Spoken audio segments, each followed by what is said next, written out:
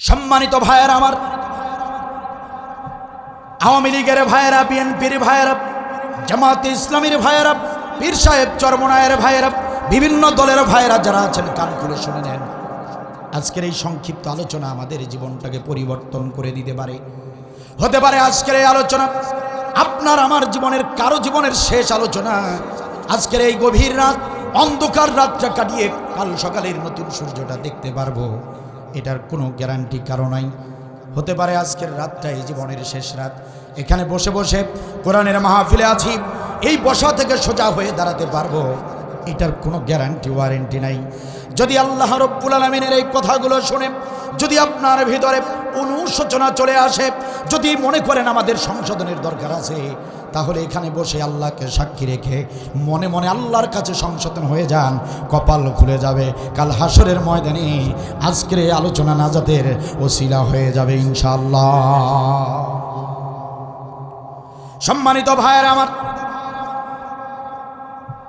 আপনাদের মনে প্রশ্ন হতে পারে, হুজুর কোরআনুল কারীমের ভিতরে এত আয়াত থাকতে, এত আমলের নির্দেশ থাকতে আপনি জিহাদের আমলটা কেন বেছে নিলেন? আপনি জিহাদের আলোচনা কেন করলেন? জিহাদের আলোচনা কেন করতে চাচ্ছেন? কারণটা কি? জিহাদের আলোচনাকে এত আপনি গুরুত্ব দিচ্ছেন কেন? কারণটা কি? এমন প্রশ্ন যদি আপনাদের মনের ভিতরে এসে থাকে, কান খুলে শুনে নেন প্রিয় ভাইয়ের আমার। এই কোরআনুল কারীম আমি যতটুকু গবেষণা করেছি, যতটুকু আমি রিসার্চ করেছি, এই কোরআনুল কারীমের ভিতরে আমি গবেষণা করে দেখেছি, অনুধাবন করে দেখেছি, যত আমলের নির্দেশ এসেছে এই কোরআনের ভিতরে, যত ফরজ আমলের নির্দেশ আল্লাহ তাআলা দিয়েছেন, সব ফরজের বড় ফরজ হিসেবে, সব আমলের বড় আমল হিসেবে যে আমলটাকে আল্লাহ তাআলা গুরুত্ব দিয়েছেন, সেই আমলটা হলো জিহাদ ফি সাবিলিল্লাহ। সুবহানাল্লাহ বলবেন না? আমি এই কোরআনুল কারীম গবেষণা করে দেখলাম, এই কোরআনুল কারীমের ভিতরে নামাজের নির্দেশ এসেছে 82 বার। এই কোরআনুল কারীমের ভিতরে রোজার নির্দেশ এসেছে 14 বার। এই কোরআনুল কারীমের ভিতরে হজ্জের নির্দেশ এসেছে মাত্র একবার। এই কোরআনুল কারীমের ভিতরে যাকাতের নির্দেশ এসেছে 34 বার। আমি আবার বলছি, মুখস্থ করে নেন ভাইয়েরা, নামাজের কথা 82 বার, রোজার কথা 14 বার, হজ্জের কথা মাত্র একবার, যাকাতের কথা 34 বার। সেই কোরআনুল কারীমের ভিতরে জিহাদ করতে হবে। জিহাদ করো ও গোলাম, জিহাদ করো, জিহাদ করো। জিহাদের নির্দেশ সেই কোরআনে এসেছে 917 বার। 900। সম্মানিত নামাজি ভাইয়েরা আমার, ও হাজী সাহেবেরা কান খুলে শোনেন। ওই যে মুয়াজ্জিন যখন মসজিদের ভিতরে আজান দেয়, হাইয়া আলাস সালাহ, এসো এসো নামাজের দিকে এসো, মুয়াজ্জিন যখন আজানটা দিয়ে দেয়, আপনি যত বড় ব্যস্ত মানুষই থাকুন না কেন, আপনার কাজ যতই হাতে কাজ থাকুক না কেন, আজানটা হয়ে গেলে সমস্ত কাজগুলো ফেলে দিয়ে আপনি দৌড়ে ছুটে যান মসজিদে। মসজিদে গিয়ে ওযুটা করে আপনি জামাতের সঙ্গে নামাজ আদায় করেন। আপনি এক ওয়াক্ত নামাজ কাজা করেন না, আপনি নামাজের প্রতি খুবই যত্নশীল। আলহামদুলিল্লাহ, এটা মুমিনের একটা প্রধান বৈশিষ্ট্য, কারণ নামাজেরও গুরুত্ব দিয়েছেন আল্লাহ। আপনি 82 বারের নির্দেশ, নামাজটাকে গুরুত্ব দিয়েছেন, আলহামদুলিল্লাহ, ভালো কথা। ওই যে বছরে একটা মাস সারাটা দিন করে না খেয়ে থাকতে হয়, মাহে রমজানের রোজাকে আল্লাহ তাআলা ফরজ করে দিয়েছেন মাত্র 14 বারের হুকুম। প্রিয় ভাইয়েরা আমার, 14 বার সিয়ামের কথা এসেছে কোরআনুল কারীমের ভিতরে। সেই 14 বারের সিয়াম পালন করতে গিয়া আপনারা একটা মাস না খেয়ে রোজা রাখেন। শুধু কি না খেয়ে, নাকি অশ্লীলতা থেকে দূরে থাকতে হয়, মিথ্যা কথা মিথ্যা কাজ থেকে বিরত রাখতে হয়। শুধু কি তাই নাকি হালাল স্ত্রীর সঙ্গেও দিনের বেলা মেলামেশা করা যায় না, বিরত থাকতে হয়। এত কষ্ট করে ত্যাগ দীক্ষা করে একটা মাস, বছরের একটা মাস আপনারা রোজা রাখেন। সেই রোজার নির্দেশ হলো মাত্র 14 বার। সেই রোজাটাকেও গুরুত্ব সহকারে আপনারা আদায় করেন, আলহামদুলিল্লাহ, ভালো কথা। এটাও মুমিনের আরেকটা বৈশিষ্ট্য। সম্মানিত ভাইয়েরা আমার, একবারের নির্দেশ হজ করো। আল্লাহ তাআলা সামর্থ্য দিয়েছে, 7 লক্ষ টাকা খরচ করে আপনি হজ করেছেন, ভালো কথা। এটাও মুমিনের একটা অন্যতম বৈশিষ্ট্য, কারণ হজ পালন করা এটাও ইসলামের আরেকটা খুঁটি। আলহামদুলিল্লাহ, গুরুত্ব দিয়েছেন, ভালো কথা। এরপরে 34 বারের নির্দেশ জাকাত। সহায় সম্পত্তির হিসাব কষে জাকাতের টাকা বের করে সেটা আপনি প্রতি বছর বিতরণ করেন। আলহামদুলিল্লাহ, 34 বারের নির্দেশ, জাকাতটাকেও আপনি আদায় করলেন, জাকাতের প্রতি আপনি যত্নশীল হলেন। আলহামদুলিল্লাহ, ভালো কথা। এটাও ইসলামের আরেকটা রুকন। আমার ভাইয়েরা, একান্ত আপনজনের আমার, ভালো করে বোঝার চেষ্টা করেন। 82 বারের নামাজটাকে আপনি গুরুত্ব দিলেন, 14 বারের রোজাটাকে গুরুত্ব দিলেন। প্রিয় ভাইয়েরা আমার, একবারের নির্দেশ হজ, সেটাকেও আপনি গুরুত্ব সহকারে আদায় করলেন। 34 বারের নির্দেশ জাকাত, সেটাও আপনি পালন করলেন। অথচ সেই কোরআনের ভিতরে 917 বারের নির্দেশ, 917 বারের নির্দেশ, জিহাদ করো ও গোলাম, জিহাদ করো, জিহাদ করো। 917 বার, আয়াতে আয়াতে, পরতে পরতে, পাতায় পাতায়, পৃষ্ঠায় পৃষ্ঠায় বারবার আল্লাহ বললেন জিহাদ করো, জিহাদ করো। 917 বারের সেই জিহাদের আমলটাকে আপনি গুরুত্ব দিলেন না, আপনি অবহেলা করলেন, নিজেও মানলেন না। যারা জিহাদের কথা বলল তাদেরকে আপনার পছন্দ হলো না। যারা জিহাদের কথা বলল তাদের নাম লিখে লিখে থানায় জমা দিলেন। যারা জিহাদের কথা বলেছে, দিন কায়েমের কথা বলেছে, তাদেরকে বিরুদ্ধে আপনি মিথ্যা মামলা করলেন। যারা জিহাদের কথা বলল আপনি জিহাদ নিজেও করলেন না। যারা জিহাদের আন্দোলন করলো তাদের বিরুদ্ধে মিথ্যা সাক্ষী দিলেন। যারা জিহাদের আন্দোলন করলো তাদেরকে জেলের ভিতরে ঢুকিয়ে রাখলেন। যারা জিহাদের আন্দোলন করলো তাদের বিরুদ্ধে মিথ্যা সাক্ষী দিয়া ফাঁসিতে ঝুলিয়ে দিলেন। ও প্রিয় ভাইয়েরা আমার, পাবনা জেলার মুসলমানেরা, আপনারা আপনাদের বিবেককে জিজ্ঞাসা করেন, আপনারা আপনাদের বিবেককে জিজ্ঞাসা করেন, নিজেই নিজেকে জিজ্ঞাসা করেন। 82 বারের নামাজকে গুরুত্ব দিলেন, 14 বারের রোজাকে গুরুত্ব দিলেন, 1 বারের হজকে গুরুত্ব দিলেন, 34 বারের জাকাতকে গুরুত্ব দিলেন, 917 বারের জিহাদের আমলটাকে গুরুত্ব দিলেন না, অবহেলা করলেন, অস্বীকার করলেন, বিরোধিতা করলেন। আপনি আপনাকেই জিজ্ঞাসা করেন, আপনার বিবেক আপনাকে বলে দিবে আপনি জান্নাতে যাবেন নাকি জাহান্নামে যাবে।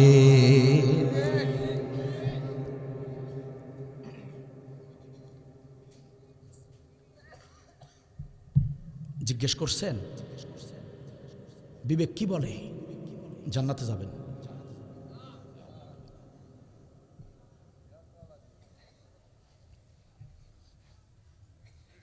আমার আলোচনা আপনাদের ভালো নাও লাগতে পারে, আলোচনা তিক্ত থেকে তিক্তকর, কঠিন থেকে কঠিনতর, কিন্তু আমি অপ্রাসঙ্গিক কোনো বক্তব্য দেব না ইনশাআল্লাহ। সম্মানিত ভাইয়েরা আমার,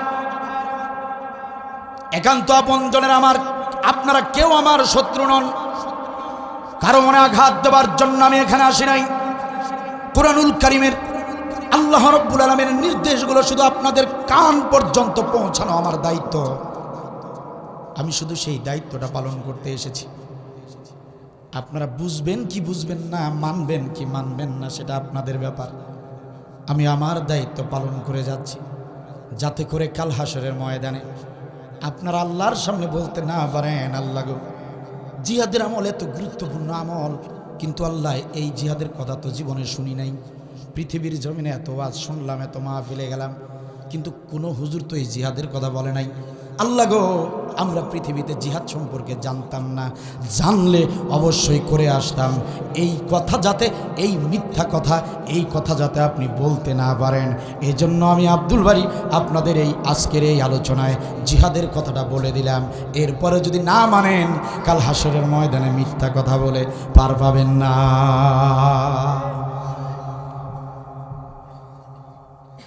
সম্মানিত ভাইয়েরা আমার, তাহলে আল্লাহ রাব্বুল আলামিনের কথা হলো দুটি আমল আমি দেখব, দুটি আমল অবশ্যই থাকতে হবে, জিহাদের আমল আর ধৈর্যের আমল। এখন আপনারা প্রশ্ন করতে পারেন, হুজুর জিহাদ জিহাদ করতেছেন, জিহাদটা আসলে কি? জিহাদ মানে বোমাবাজি করা নাকি? জিহাদ মানে সন্ত্রাসী কর্মকাণ্ড করা নাকি? কারণ আমরা বিগত প্রায় 16টি বছর দেখেছি, যারা এই জিহাদের কথা বলেছে, যারা এই জিহাদের আমল করেছে, তাদের বিরুদ্ধে মামলা হামলা হয়েছে, তাদেরকে সন্ত্রাসী বলে আখ্যা দেওয়া হয়েছে, তাদেরকে জঙ্গি বলে আখ্যা দেওয়া হয়েছে। ও হুজুর, আসলে জিহাদ মানে এসব নাকি? তাহলে কান খুলে শুনে নেন প্রিয় ভাইয়েরা আমার, জিহাদ, জিহাদ হলো আরবি শব্দ, আল্লাহর ভাষায় আরবি শব্দ জিহাদ। বাংলাতে বলা হয় চেষ্টা করা, ইংরেজিতে ট্রাই, বাংলাতে চেষ্টা, ইংরেজিতে ট্রাই, আল্লাহর ভাষায় আরবিতে সেটাকে বলা হয় জিহাদ।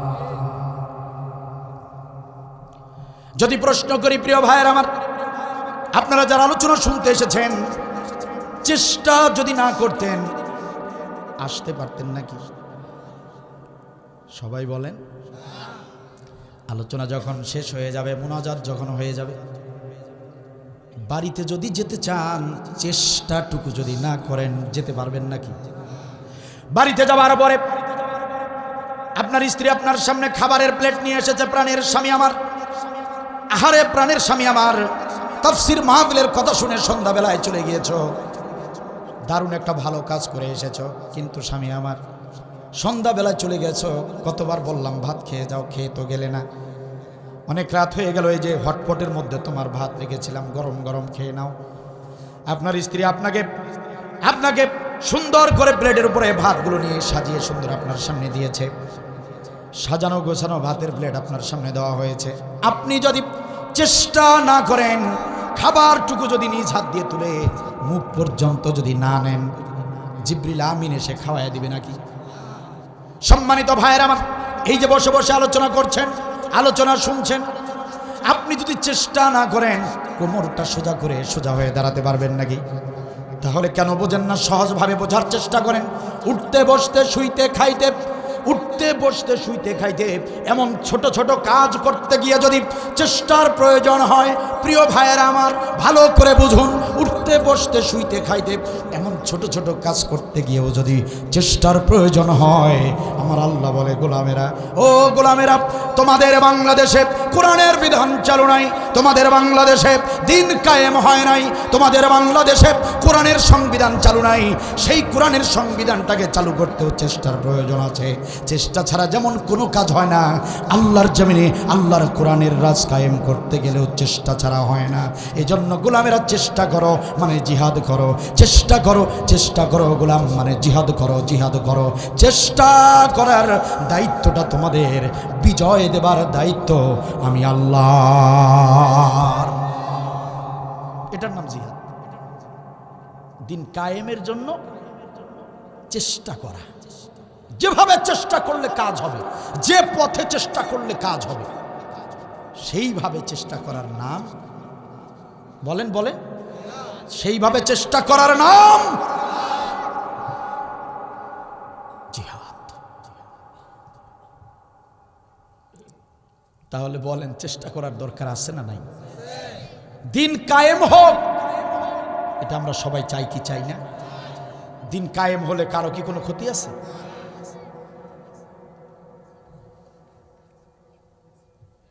খারাপ লাগছে আপনাদের? সম্মানিত ভাইয়েরা আমার, দেখেন জিহাদটা কত গুরুত্বপূর্ণ আমল। আল্লামা কুরতুবী রহমাতুল্লাহি আলাইহি তিনি বলেন জিহাদের ব্যাখ্যা করতে গিয়ে, তিনি বলেন একটা মানুষের যদি হাত কেটে ফেলা হয়, ওই মানুষটাকে বাঁচানো যায়। একটা মানুষের যদি দুটি হাত কেটে ফেলা হয়, বাঁচানো যায় কি যায় না? ঝংকার দিয়ে বলেন বাঁচানো যায় কি যায় না? কোন মানুষের যদি দুটি পা কেটে ফেলা হয়, বাঁচানো যায় কি যায় না? আল্লামা কুরতুবী রাহমাতুল্লাহি আলাইহি তিনি বলেন কিন্তু কোন মানুষের মাথাটা যদি কেটে ফেলা হয়, বাঁচানো যাবে নাকি? ভালো করে বুঝবেন প্রিয় ভাইরা, জিহাদের ব্যাখ্যাটা বোঝেন।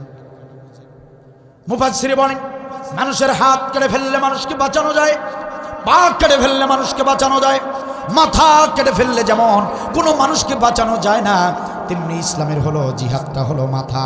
ইসলাম থেকে জিহাদটাকে কেটে ফেলে দিলে, মুসলমানদের থেকে জিহাদের আমলটা ঝেড়ে ফেলে দিলে, ইসলামকেও তেমনইভাবে বাঁচানো যায় না। মানুষের যেমন মাথা, ইসলামের তেমন জিহাদ। ভেবে দেখেন, যতদিন এই জাতির লোকেরা জিহাদ করতে পেরেছে, ততদিন এই জাতির লোকেরা সারা বিশ্ব রাজত্ব করেছে। যখনই আমরা জিহাদ ছেড়ে দিলাম, নিজেদের জীবনকে বেশি ভালোবেসে ফেললাম, ঠিক তখনই কাফের বেঈমানদের গোলাম হয়ে গেলাম। ঠিক কিনা বলেন? হযরত ওমর অর্ধজাহান শাসন করেছেন। খ্রিস্টানেরা ভূমধ্য সাগর পাড়ি দিয়ে এসে বছরে 2 বার ওমরের পায়ের কাছে এসে কর দিয়ে যেত, ট্যাক্সের টাকা দিয়ে যেত। আর আজকে সেই বীরের জাতি ইহুদি খ্রিস্টানদের পায়ের নিচে পড়ে আছি। কারণ একটাই, প্রতিবাদের ভাষা আমরা হারিয়ে ফেলেছি, জিহাদ নামের আমলটা আমরা কেটে ফেলে দিয়েছি। এজন্য জিহাদ আমার আল্লাহর কাছে সবচেয়ে বেশি গুরুত্বপূর্ণ আমল। যে কাজে যত বেশি রিস্ক, সেই কাজের প্রতিদান সবচেয়ে বেশি হয়, ঠিক কিনা বল? যে কাজ যত কঠিন, ওই কাজটা করাতে যান, মজুরিও বেশি দিতে হয়, ঠিক কিনা বল? আল্লাহ তাআলা বললেন, গোলামরা শোনো, জিহাদের আমল করলে দেখো কি লাভ। কি লাভ? যে জিহাদের আমল করলে জাহান্নাম তোমাদের জন্য হারাম হয়ে যাবে। সুবহানাল্লাহ বলবেন না? এটা কি চারটিখানি কথা মনে করলেন? সহজ কথা মনে করলেন? এই কুরআনুল কারীম চ্যালেঞ্জ করলাম, জিহাদের আমল ছাড়া একটা আমল যদি কোনো আলেম দেখাতে পারে যে এই আমলটা করলে জাহান্নাম হারাম হয়ে যাবে, এমন আয়াত যদি একটা খুঁজে বের করে দিতে পারে, কোরআনের মঞ্চে জীবনে আর উঠব না। শুধুমাত্র জিহাদের বেলায় বলা হয়েছে, জিহাদের বেলায় বলা হয়েছে তোমরা জিহাদের আমল যদি করো, জাহান্নাম তোমাদের জন্য হারাম করে দিব। সুবহানাল্লাহ বলবেন? ইয়া আইয়ুহাল্লাযীনা আমানু হাল আদুল্লুকুম আলা তিজারাতিন তুজিকুম মিন আযাবিন আলীম। ও আমার ইমানদারেরা, এমন একটা আমলের কথা আমি আল্লাহ কি বলবো না? এমন একটা ব্যবসার কথা তোমাদেরকে আমি কি আল্লাহ বলে দেব না? যে আমলটা করলে তুজিকুম মিন আযাবিন আলীম, জাহান্নামের কঠিন শাস্তি তোমাদের জন্য হারাম হয়ে যাবে, জাহান্নামের আগুন তোমাদের জন্য হারাম হয়ে যাবে। সেই আমলটা হলো তুমিনুনা বিল্লাহি ওয়া রাসূলিহি, আল্লাহ এবং আল্লাহর প্রতি ঈমান আনো। ঈমান আনার পর যে আমলটা তোমরা করবা, তুজাহিদুনা ফি সাবিলিল্লাহ। আল্লাহু আকবার। জিহাদ, ঈমান আনার পর জিহাদ করো। এই আমল যদি করো, জাহান্নাম তোমাদের জন্য হারাম হয়ে যাবে। কথা আমার নাকি আল্লাহ? তারপর বললেন গুনাহ খাতা মাফ হয়ে যাবে, ইয়াগফির লাকুম যুনুবাকুম, আল্লাহ তোমাদের গুনাহ সব মাফ করে দিবে। এরপরে বললেন তোমাদের কি এমন জান্নাতে প্রবেশ করানো হবে যে জান্নাতের পাশ দিয়ে সদা সর্বদা ঝর্ণা ধারা প্রবাহিত হবে। সুবহানাল্লাহ বলবেন না? এখন মজার একটা আয়াত শুনেন। আল্লাহ তাআলা বললেন, সূরা সফ, আল্লাহ তাআলা বলছেন, ইন্নাল্লাহা, নিশ্চয়ই আমি আল্লাহ, ইউহিব্বুল লাযিনা, ওই গোলামদেরকে ভালোবাসি। কে ভালোবাসেন? বলেন বলেন, কে? আপনাদের খারাপ লাগছে মনে হয়। জিহাদের আলোচনার কথা শুনে রাগ করছেন আপনারা? হ্যাঁ, এটা যে সবারই আমল, কে আওয়ামী লীগ, কে বিএনপি, কে জামাত, যে যে দলই করুক, আমাদের সবার গন্তব্য একটাই, আমরা জান্নাতে যেতে চাই। তাহলে এই আমলগুলো সবার জন্যই। মনে কষ্ট পেয়েছেন আপনারা? আল্লাহ দেখেন কি বলেন, ইন্নাল্লাহা, নিশ্চয়ই আমি আল্লাহ, ইউহিব্বুল লাযিনা, ওই গোলামদেরকে মহব্বত করি, ভালোবাসি, ইউকাতিলুনা ফি সাবিলিহি, যারা দিন কায়েমের জন্য লড়াই করে। সুবহানাল্লাহ বলবেন না? দিন কায়েমের জন্য যারা চেষ্টা করে, লড়াই করে, সংগ্রাম করে, আমি আল্লাহ তাদেরকে হাজার হাজার কোটি কোটি গোলামদের ভিতরে ওই গোলামদেরকে বেশি ভালোবাসি। সুবহানাল্লাহ বলবেন না? তো আল্লাহ যদি ভালোবাসেন, এই আমল করলে আল্লাহ যদি আমাকে ভালোবাসেন, সারা দুনিয়ার মানুষ আমাকে ঘৃণা করলেও আমার কোনো আফসোস আপনাদের আছে? কারণ আমাদের জন্মই হয়েছে আল্লাহকে খুশি করার জন্য, পৃথিবীর কোনো মানুষকে খুশি করার জন্য নয়। তাহলে পৃথিবীর মানুষরা আপনাকে গালি দিতে পারে, আমার আল্লাহ বলেন, গোলাম তুমি হতাশ হও না, পৃথিবীর মানুষরা তোমাকে অপবাদ দিতে পারে, কিন্তু আমি আল্লাহর বক্তব্য হলো, আমি আল্লাহ তোমাকেই ভালোবাসি। সুবহানাল্লাহ বলবেন না? তাহলে যে জিহাদের আমল করলে আল্লাহ ভালোবাসেন, এটা হাদিস নয়, ডাইরেক্ট কোরআনের কথা। সূরা সফের ভিতর আল্লাহ বলছেন, যে গোলামেরা জিহাদের আমল করবে আমি তাদেরকে ভালোবাসি। সম্মানিত পাবনা জেলার মুসলমানেরা, তাহলে সেই জিহাদের আমল আমরা কেন করব না? যে জিহাদের আমল করলে স্বয়ং আল্লাহ ভালোবাসেন, মহব্বত করেন, সেই আমল আমরা করবই। তাতে যদি পৃথিবীর কোন এক গোষ্ঠী আমাদেরকে যদি মিথ্যা অপবাদ দেয়, আমাদের আফসোসের কোনো কারণ নাই, তবুও জিহাদের আমল আমরা ছাড়বো না। ঠিক কিনা বলেন? আমরা জিহাদের আমল করবই, কারণ জিহাদের আমল করলে আল্লাহ ভালোবাসবেন, জিহাদের আমল করলে জাহান্নাম হারাম হয়ে যাবে, জিহাদের আমল করলে গুনাহ খাতা মাফ হয়ে যাবে। সেই জিহাদের আমল আমরা করবই। তাতে যদি পৃথিবীর কোন এক গোষ্ঠী আমাদের মুখে থু থু দেয়, আমাদের কষ্টের কোনো কারণ নাই। পৃথিবীর কোনো গোষ্ঠী আপনার আমার বিরুদ্ধে যদি মিথ্যা মামলা দেয়, আমাদের কষ্টের কোনো কারণ নাই। জিহাদের আমল করবার কারণে পৃথিবীর কোন এক গোষ্ঠী আমাদের উপরে যদি মিথ্যা অপবাদ দেয়, আমাদের কষ্ট পাবার কোনো কারণ নাই। জিহাদের আমল করবার কারণে পৃথিবীর কোন এক গোষ্ঠী আমাদেরকে যদি কতল করে ফেলে, আমাদেরকে যদি ফাঁসিতে ঝুলিয়ে দেয়, তবু আমাদের কষ্টের কোনো কারণ নাই। কারণ জিহাদের আমল করলে আল্লাহকে পাওয়া যায়, আল্লাহর ভালোবাসা পাওয়া যায়, আল্লাহর জান্নাত পাওয়া যায়। সেই জিহাদের আমল ছেড়ে এক চুল পরিমাণ আমরা কখনো সরে দাঁড়াবো না। আমরা সেই আমল করবই। বেঁচে আছি যতদিন, জিহাদ চলবে ততদিন। কারা কারা একমত? দুহাত তুলে আল্লাহকে দেখাও।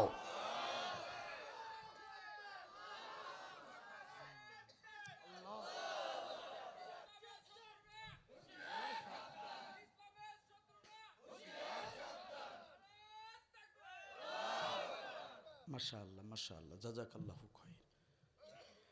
সম্মানিত ভাইরা, জিহাদের আমল খুবই গুরুত্বপূর্ণ একটি আমল। খারাপ লাগছে আপনাদের? সম্মানিত ভাইরা আমার, এখন আপনাদের ভিতরে আরেকটা প্রশ্ন হতে পারে, হুজুর আল্লাহ রাব্বুল আলামিন জিহাদের আমলটাকে এত বেশি কেন গুরুত্ব দিলেন? বারবার কেন কোরআনে জিহাদের কথা বললেন? জিহাদের আমলটা কি এমন আমল? জিহাদ করলে দিন কায়েম হয়ে গেলে কি এমন হবে যে আল্লাহ এত বেশি গুরুত্ব দিলেন? কারণটা কি? সম্মানিত ভাইয়ের আমার, অনেকেই জানে না দিন কায়েম হয়ে গেলে আমাদের কি উপকার হবে। অনেকেই জানে না সম্মানিত ভাইয়ের আমার, এই জিহাদের আমলটাকে আল্লাহ কেন বেশি গুরুত্ব দিয়েছেন। জবাবটা শুনে নেন প্রিয় ভাইয়ের আমার। দিন যদি কায়েম হয়ে যায়, আমাদের দেশের যত সমস্যা রয়েছে সব সমস্যার সমাধান হয়ে যাবে। বেকারত্ব দূর হয়ে যাবে, চাকরি নেবার মতো মানুষ খুঁজে পাওয়া যাবে না। সম্মানিত ভাইয়েরা আমার, যদি বলেন হুজুর আমাদের আরও সমস্যা আছে, কি সমস্যা? যে আমরা যারা কৃষি কাজ করি ফসলের ন্যায্য মূল্য পাই না, আমরা বিক্রি করতে গেলে দাম থাকে না, আবার যেটা কিনতে যাই সেটার দাম বেড়ে যায়। কারণটা কি? সম্মানিত ভাইয়েরা আমার, এটারও সমাধান একটাই, দিন কায়েম হতে হবে, কোরআনের বিধান মতো রাষ্ট্র চালাতে হবে, তবেই সব সমস্যার সমাধান হবে। আপনার প্রত্যেকটা সমস্যার সমাধান হিসেবে দিন কায়েম একটাই সমাধান। এমনকি যদি বলেন সম্মানিত ভাইয়েরা আমার, ঢাকা শহরের যানজট যদি বন্ধ করতে চান, দিন কায়েম হওয়া প্রয়োজন। এমনকি মশার কামড় থেকে যদি বাঁচতে চান, ফাইলেরিয়া ম্যালেরিয়া থেকে যদি বাঁচতে চান, টাইফয়েড থেকে যদি বাঁচতে চান, সেখানেও দিন কায়েমটাই সমাধান। দিন কায়েম ছাড়া কোনো সমস্যার সমাধান কখনো হয় নাই, কিয়ামত পর্যন্ত চেষ্টা করলেও হবে না। বলবেন যে হুজুর কি বললেন এগুলো? এগুলো তো যুক্তিসঙ্গত কথা নয়। কেন? যে দিন কায়েম হয়ে গেলে আল্লাহ দিন কায়েমের জন্য জিহাদকে ফরজ করলেন। এই দিন কায়েম হয়ে গেলে বেকারত্ব দূর হবে। কারণটা কি? কিভাবে? দিন কায়েম হয়ে গেলে যাকাত সরকারিভাবে ফরজ হবে। কথা কি বুঝতেছেন? যাকাত সরকারিভাবে আদায় করা হবে। তো যাকাত যদি সরকারিভাবে আদায় হয়, আমাদের দেশে কোটি কোটি মিলিয়ন বিলিয়ন ডলারের মালিক আমাদের দেশে অনেক, যারা জীবনেও যাকাতের টাকা সরকারকে দেয় না। প্রত্যেক যাকাত আদায়কারী ব্যক্তির টাকাগুলো যদি আমাদের দেশের রাষ্ট্রীয় কোষাগারে জমা হয়, এদেশে একটা বেকার যুবক থাকবে না। কোটি কোটি টাকা দিয়ে বেকারদেরকে কর্মসংস্থানের ব্যবস্থা করে দিবে ইসলামী সরকার।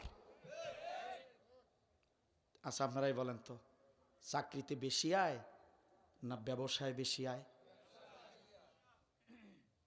আমাদের দেশের যুবকরা আর বেকার থাকবে না। যাকাতের টাকা দিয়ে এদের কর্মসংস্থান হবার পরেও টাকা বেঁচে যাবে।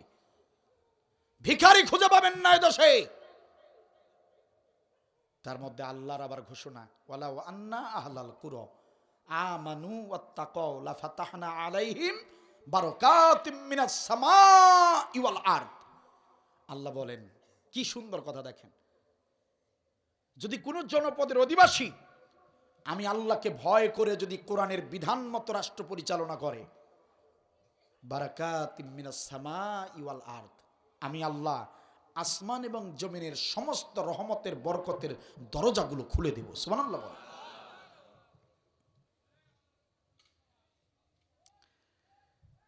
দারিদ্রতা থাকবে না, অভাব থাকবে না, সত্যিকারের উন্নয়ন হয়ে যাবে দেশের।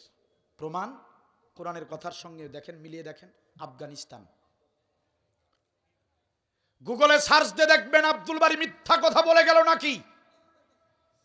আফগানিস্তানের বর্তমান অবস্থা, মাত্র 3 বছর 3.5 বছর হয় আফগানিস্তানের এই টুপিওয়ালা পাগড়িওয়ালারা সরকার গঠন করেছে। কথা কি বুঝতেছেন আমার? কোন দেশ? আফগানিস্তান, যে দেশের উপরে 46 বছর ধরে যুদ্ধ চলেছে, যে দেশটা মেসাকার, 46 বছর আমেরিকার সৈন্যরা যেখানে বোম্পিং করেছে, দেশের কিচ্ছু ছিল না, সেই দেশটা 3 বছরের মাথায় সেই দেশের বর্তমান অবস্থা দেখেন। ওই দেশে এখন বর্তমানে 1 টাকা ঋণ নাই, কোন দেশ তাদের কাছে 1 টাকা পায় না।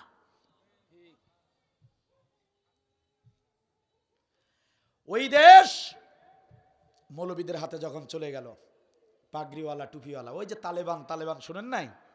আমেরিকা সারা বিশ্বের মিডিয়াগুলোতে ছড়িয়ে দিয়েছিল তালেবানরা সন্ত্রাস। ওই তালেবানরা এখন সরকার আফগানিস্তানের। তারা এত সুন্দর করে রাষ্ট্র গঠন করেছেন কোরআনের বিধান দিয়ে। যেখানেই আফগানিস্তানের সরকার যেখানেই মাটি খুঁড়ছে, যেখানেই মাটি খুঁড়ছে, সেখানে পান্নার খনি পাচ্ছে, পান্নার খনি, যেটা হীরার চেয়েও বেশি মূল্যবান। চিল্লা বলেন আল্লাহু আকবার। যেখানেই মাটি খোঁড়ে সেখানেই খনি। অল্প সময়ের মধ্যে বিশ্বের জমিনে, আপনারা ডলারের মূল্যস্ফীতি বোঝেন? ডলারের মূল্য বোঝেন? যেমন আর একটু বুঝাই দেই, যেমন সারা বিশ্ব অর্থনৈতিক বাজার চলে ডলার দিয়ে, আমাদের টাকার উপরে না, ডলারের উপরে টাকার মান নির্ণয় হয়। যেমন ইউরোপ ওয়েস্টার্ন কালচারে তাদের $1 1 টাকা, ওদের 1 টাকা, ওদের $1 সমান সমান আমাদের 120 টাকা। আমরা 120 টাকা দিলে ওরা ওদের 1 টাকা আমাদেরকে দিবে। কথাটা কি এতটুকু তো বুঝছেন? তাহলে বলেন আমাদের টাকার দাম আছে? আমরা শুধু দোকানদারকে গিয়া বলি, একটা পাঞ্জাবি কিনতে, একটা শাড়ি কিনতে, যে কোনো একটা পণ্যদ্রব্য কিনতে গিয়ে বলি, ভাই দাম কত? দাম বেড়ে গেছে, আগে ছিল 300 টাকা, এখন সেটার দাম 700 টাকা। আগে যেটা 500 টাকা, এখন সেটা 900 টাকা। সবকিছুর দাম বেড়েছে। কেন জানেন? অর্থনৈতিক বাজারে আমাদের টাকার মান দিন দিন কমে যাচ্ছে। কথা কি বুঝতেছেন আমার? 120 টাকা দিয়ে অর্থনৈতিক বাজারের 1 টাকা পাই আমরা, এটা আস্তে আস্তে কমতেছে। অথচ এই আফগানিস্তান, আফগানিস্তান বিশ্বের এখন 3 নম্বর অর্থনীতির দিক দিয়ে, ডলারের মূল্যের দিক দিয়ে 3 নম্বর শীর্ষ স্থান অধিকার করেছে। আফগানিস্তানের এই মৌলবীরা, এই টুপিওয়ালারা এখন বিশ্বের 3 নম্বর সিরিয়ালে আছে টাকার মানের দিক দিয়ে। সুবহানাল্লাহ বলবেন না? আর আমরা, আমাদের টাকার মান ওটা হিসাবের বাইরে। তারা দেখেন অল্প সময়ের মধ্যে 3 নম্বর সিরিয়ালে চলে গেছে। এখন সারা বিশ্ব তাকিয়ে আছে আফগানিস্তানের দিকে, সবাই অবাক। আফগানিস্তানের প্রত্যেকটা বাজারে বাজারে ভ্রাম্যমান ম্যাজিস্ট্রেট দাঁড়িয়ে থাকে। একজন দোকানদার যদি 1 টাকা ক্রেতার কাছ থেকে বেশি নেয়, সঙ্গে সঙ্গে তাকে গ্রেপ্তার করা হয়। ইউটিউবে সার্চ দিবেন, গুগলে সার্চ দিবেন, ভিডিও সহ পেয়ে যাবেন। মুত্তাকিন লোকদেরকে ম্যাজিস্ট্রেট বানানো হয়েছে। পাকা দাড়িওয়ালা হুজুর মুত্তাকিন, পরীক্ষিত পরীক্ষিত মুত্তাকিন যারা, পরীক্ষিত আল্লাহ ভীতু লোক যারা, তাদেরকে বিচারকের দায়িত্ব দেওয়া হয়েছে। ভ্রাম্যমান ম্যাজিস্ট্রেট গোয়েন্দার মতো করে সারা বাজার ঘুরতে থাকে, যদি কোনো একজন দোকানদার একটা টাকা ক্রেতার কাছ থেকে বেশি নেয়, সঙ্গে সঙ্গে গ্রেপ্তার করা হয়। প্রথম বিচার হলো বাজারের মধ্যে হেঁটে হেঁটে তাকে নিয়ে যাবে। যতক্ষণ পর্যন্ত সে হাঁটবে, পিছন দিকে পুলিশরা তার পিছনে পিটাবে, লাঠি দিয়ে পিটাতে থাকবে। এটা হলো বাজারের লোকদের সামনে মান সম্মান ক্ষতি করা, যাতে করে লোকটা লজ্জা পায়, যাতে করে তার শিক্ষা হয়। মারতে মারতে তাদেরকে আইনের আওতায় দেওয়া হয়। আইনের আওতায় দেবার পরে তাদের বিচার হয়, তাদের জরিমানা হয়, তাদের জেল জরিমানা হয়। আমাদের বাংলাদেশে দিন যদি কায়েম হয়ে যায়, কোরআনের রাষ্ট্র যদি কায়েম হয়ে যায়, সম্মানিত ভাইরা, আমরা কাপড়ের দোকানে ঢুকলে তো মাথা নষ্ট হয়ে যায়। কাপড়টাকে যদি জিজ্ঞাসা করা হয়, ভাইজান এই শাড়িটার দাম কত, চেয়ে বসে, ভাইজান এটার দাম হলো 3200 টাকা। এখন 3200 টাকা দাম চাইলে আপনি দাম করবেন কত? আমরা অনেক সময় বেকায়দায় পড়ে যায়। দোকানদার বলে, ভাইজান এই শাড়ি খুব ভালো শাড়ি, 3200 টাকা বিক্রি করতেছি, আপনার জন্য 200 টাকা বাদ দিলাম, 3000 দেন। এখন যদি আপনি ওই শাড়ির দাম করতে চান, আমার ভাইয়েরা, বিবেকের তাড়নায় বলতে হয়, ভাইজান 1800 দিব, 2000 দিব বা 2200 দিব। এর নিচে তো আর বলার কায়দা থাকে না, থাকে? মাঝে মাঝে সম্মানিত ভাইয়েরা দেখবেন, আপনাদের স্ত্রী যদি সাথে থাকে, শপিং করার সময় মার্কেটে যদি স্ত্রীর সাথে থাকে, দেখবেন বলে, তুমি দাম করবা না, আমি দাম করব। কারণ স্ত্রীরা ভালো জানে যে স্বামী তো বোঝে না, 3000 টাকার জিনিস 2500 টাকা দাম করে ফেলবে। দেখবেন ভাবিরা কিন্তু বলে, তুমি চুপ থাকো, আমি দামটা করি। আমি এরকম নিজে দেখেছি। সম্মানিত ভাইয়ের আমার, 3200 টাকা দাম চেয়েছে। আমি মনে মনে ভাবলাম, না না, 3200 যেহেতু চেয়েছে, 2500-র নিচে বুঝি দেবে না। এই জন্য মনে মনে ভাবতেছি 2500 টাকা দাম করব। এর আগেই, আমি দাম করার আগেই আপনাদের ভাবি যখন দাম করে ফেলেছে, ভাই দাম দিব 800 টাকা। 800 টাকার কথা যখন বলেছে, আমি তো রাগ হয়ে গিয়েছি। ঘটনাটা কি? বলে কি মানিজ্জত কিছুই রাখলো না। কোথায় 3200 দাম করেছে, মাত্র 800। এটা তো খুবই আজগুবি একটা বিষয়, এটা তো হতে পারে না। কিন্তু দেখলাম 800-র উপরে দাম না করাতে যখন আমরা চলে আসতেছি, ডাক দিয়ে বলে, ভাবি জান একটু আসেন, ভাই জান একটু আসেন। আসেন না, আসেন আসেন আসেন, কথা বলি, আর 100 টাকা বাড়াইয়া দেন। অবাস্তব কথা বলছি? আমি তো অবাক। বলে কি, আর 100 টাকা বাড়াইয়া দেন। আপনাদের ভাবি বলে, 1 টাকাও বাড়াবো না, দিবেন কিনা? ঠিক আছে ভাবি, নিয়ে যান। দেখছেন অবস্থাটা? ব্যাগটা প্যাকেট করা শেষ, ঠিক আছে দেন 800 টাকা। 3200 টাকার দাম করলো 800 টাকা দামের একটা কাপড়। ও আমার ভাইয়েরা, ভালো করে মনোযোগ দিবেন। এটা হাসির জন্য বললাম না, এটা বোঝার একটা বিষয় রয়েছে। আহারে, 3200 টাকা দাম করেছে, 800 টাকার কাপড় 3200 টাকা দাম করেছে। যদি আমি একা কিনতে আসতাম, আমি তো ঠিকই 2500 টাকা দিয়ে নিতাম। অনেক লোকেরাই এরকম 2000, 2500 টাকা দিয়ে দাম করে করে জিনিসগুলো নিয়ে যাচ্ছে, অথচ ওই কাপড়ের কেনা দাম সর্বোচ্চ 600 থেকে 650 টাকা। সম্মানিত ভাইয়েরা আমার, এর চেয়ে বড় প্রতারণা আর কিছু হতে পারে না, এর চেয়ে বড় ধোঁকা আর কিছু হতে পারে না। আমার দেশের কাপড়গুলোর মূল্য দেয়া থাকে না, আমার দেশের ট্যাবলেটের গায়ে মূল্য দেয়া থাকে না। ঔষধ কোম্পানি আর কাপড় কোম্পানিরা দিনের পর দিন কোটি কোটি টাকার মালিক হয়ে যাচ্ছে।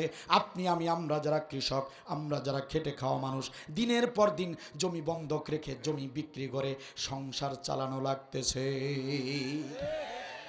আফগানিস্তানের জমিনে বাজারে বাজারে ম্যাজিস্ট্রেট, প্রত্যেকটা বাজারে ম্যাজিস্ট্রেট সেট দেওয়া হয়েছে, যাতে করে জনগণ 1 টাকার প্রতারিত না হয়। দিন কায়েম হয়ে গেলে 1 টাকা আপনার কাছ থেকে বেশি নিতে পারবেন। ধান বিক্রি করবেন, কৃষক মানুষ ধান ফলন করেছেন, সার কীটনাশক ইত্যাদি বাকি করে দোকান থেকে এনে ধার দেনা করে, কর্জ করে আপনি টাকা নিয়ে ফসল উৎপাদন করেছেন, বিক্রি করতে যাবেন। যারা কিনবে, পাইকার ব্যবসায়ী যারা, এমন ভাব দেখায় আপনার ধানের কোনো দামই নাই, ওটা পচা মাল। ঠিক কিনা বলে? তখন আপনি বাধ্য হন, আহারে এখন যদি না বিক্রি করি, 2 দিন পরে বুঝি আর বিক্রি দাম আরো কমে যেতে পারে। আপনি ভয়ের চোটে অল্প দামে আপনি ধান বিক্রি করলেন, আলু বিক্রি করলেন, পাট বিক্রি করলেন, গম বিক্রি করলেন। কিন্তু আমার ভাইয়েরা, 3টা মাস পরে, 6টা মাস পরে ওই ব্যবসায়ীরা সমস্ত ধান পাটগুলো তারা মজুত করার পরে যখন ধান পাট সবার কৃষকের ঘর থেকে চুষে চুষে আনা হয়েছে, এখন তারা ধান ছাড়ে না, গম ছাড়ে না, পাট ছাড়ে না। 1000 টাকা মনের ধান তখন 1500 টাকা গুনে গুনে আপনাকে আমাকে কিনে কিনে খেতে হয়, উপায় থাকে না।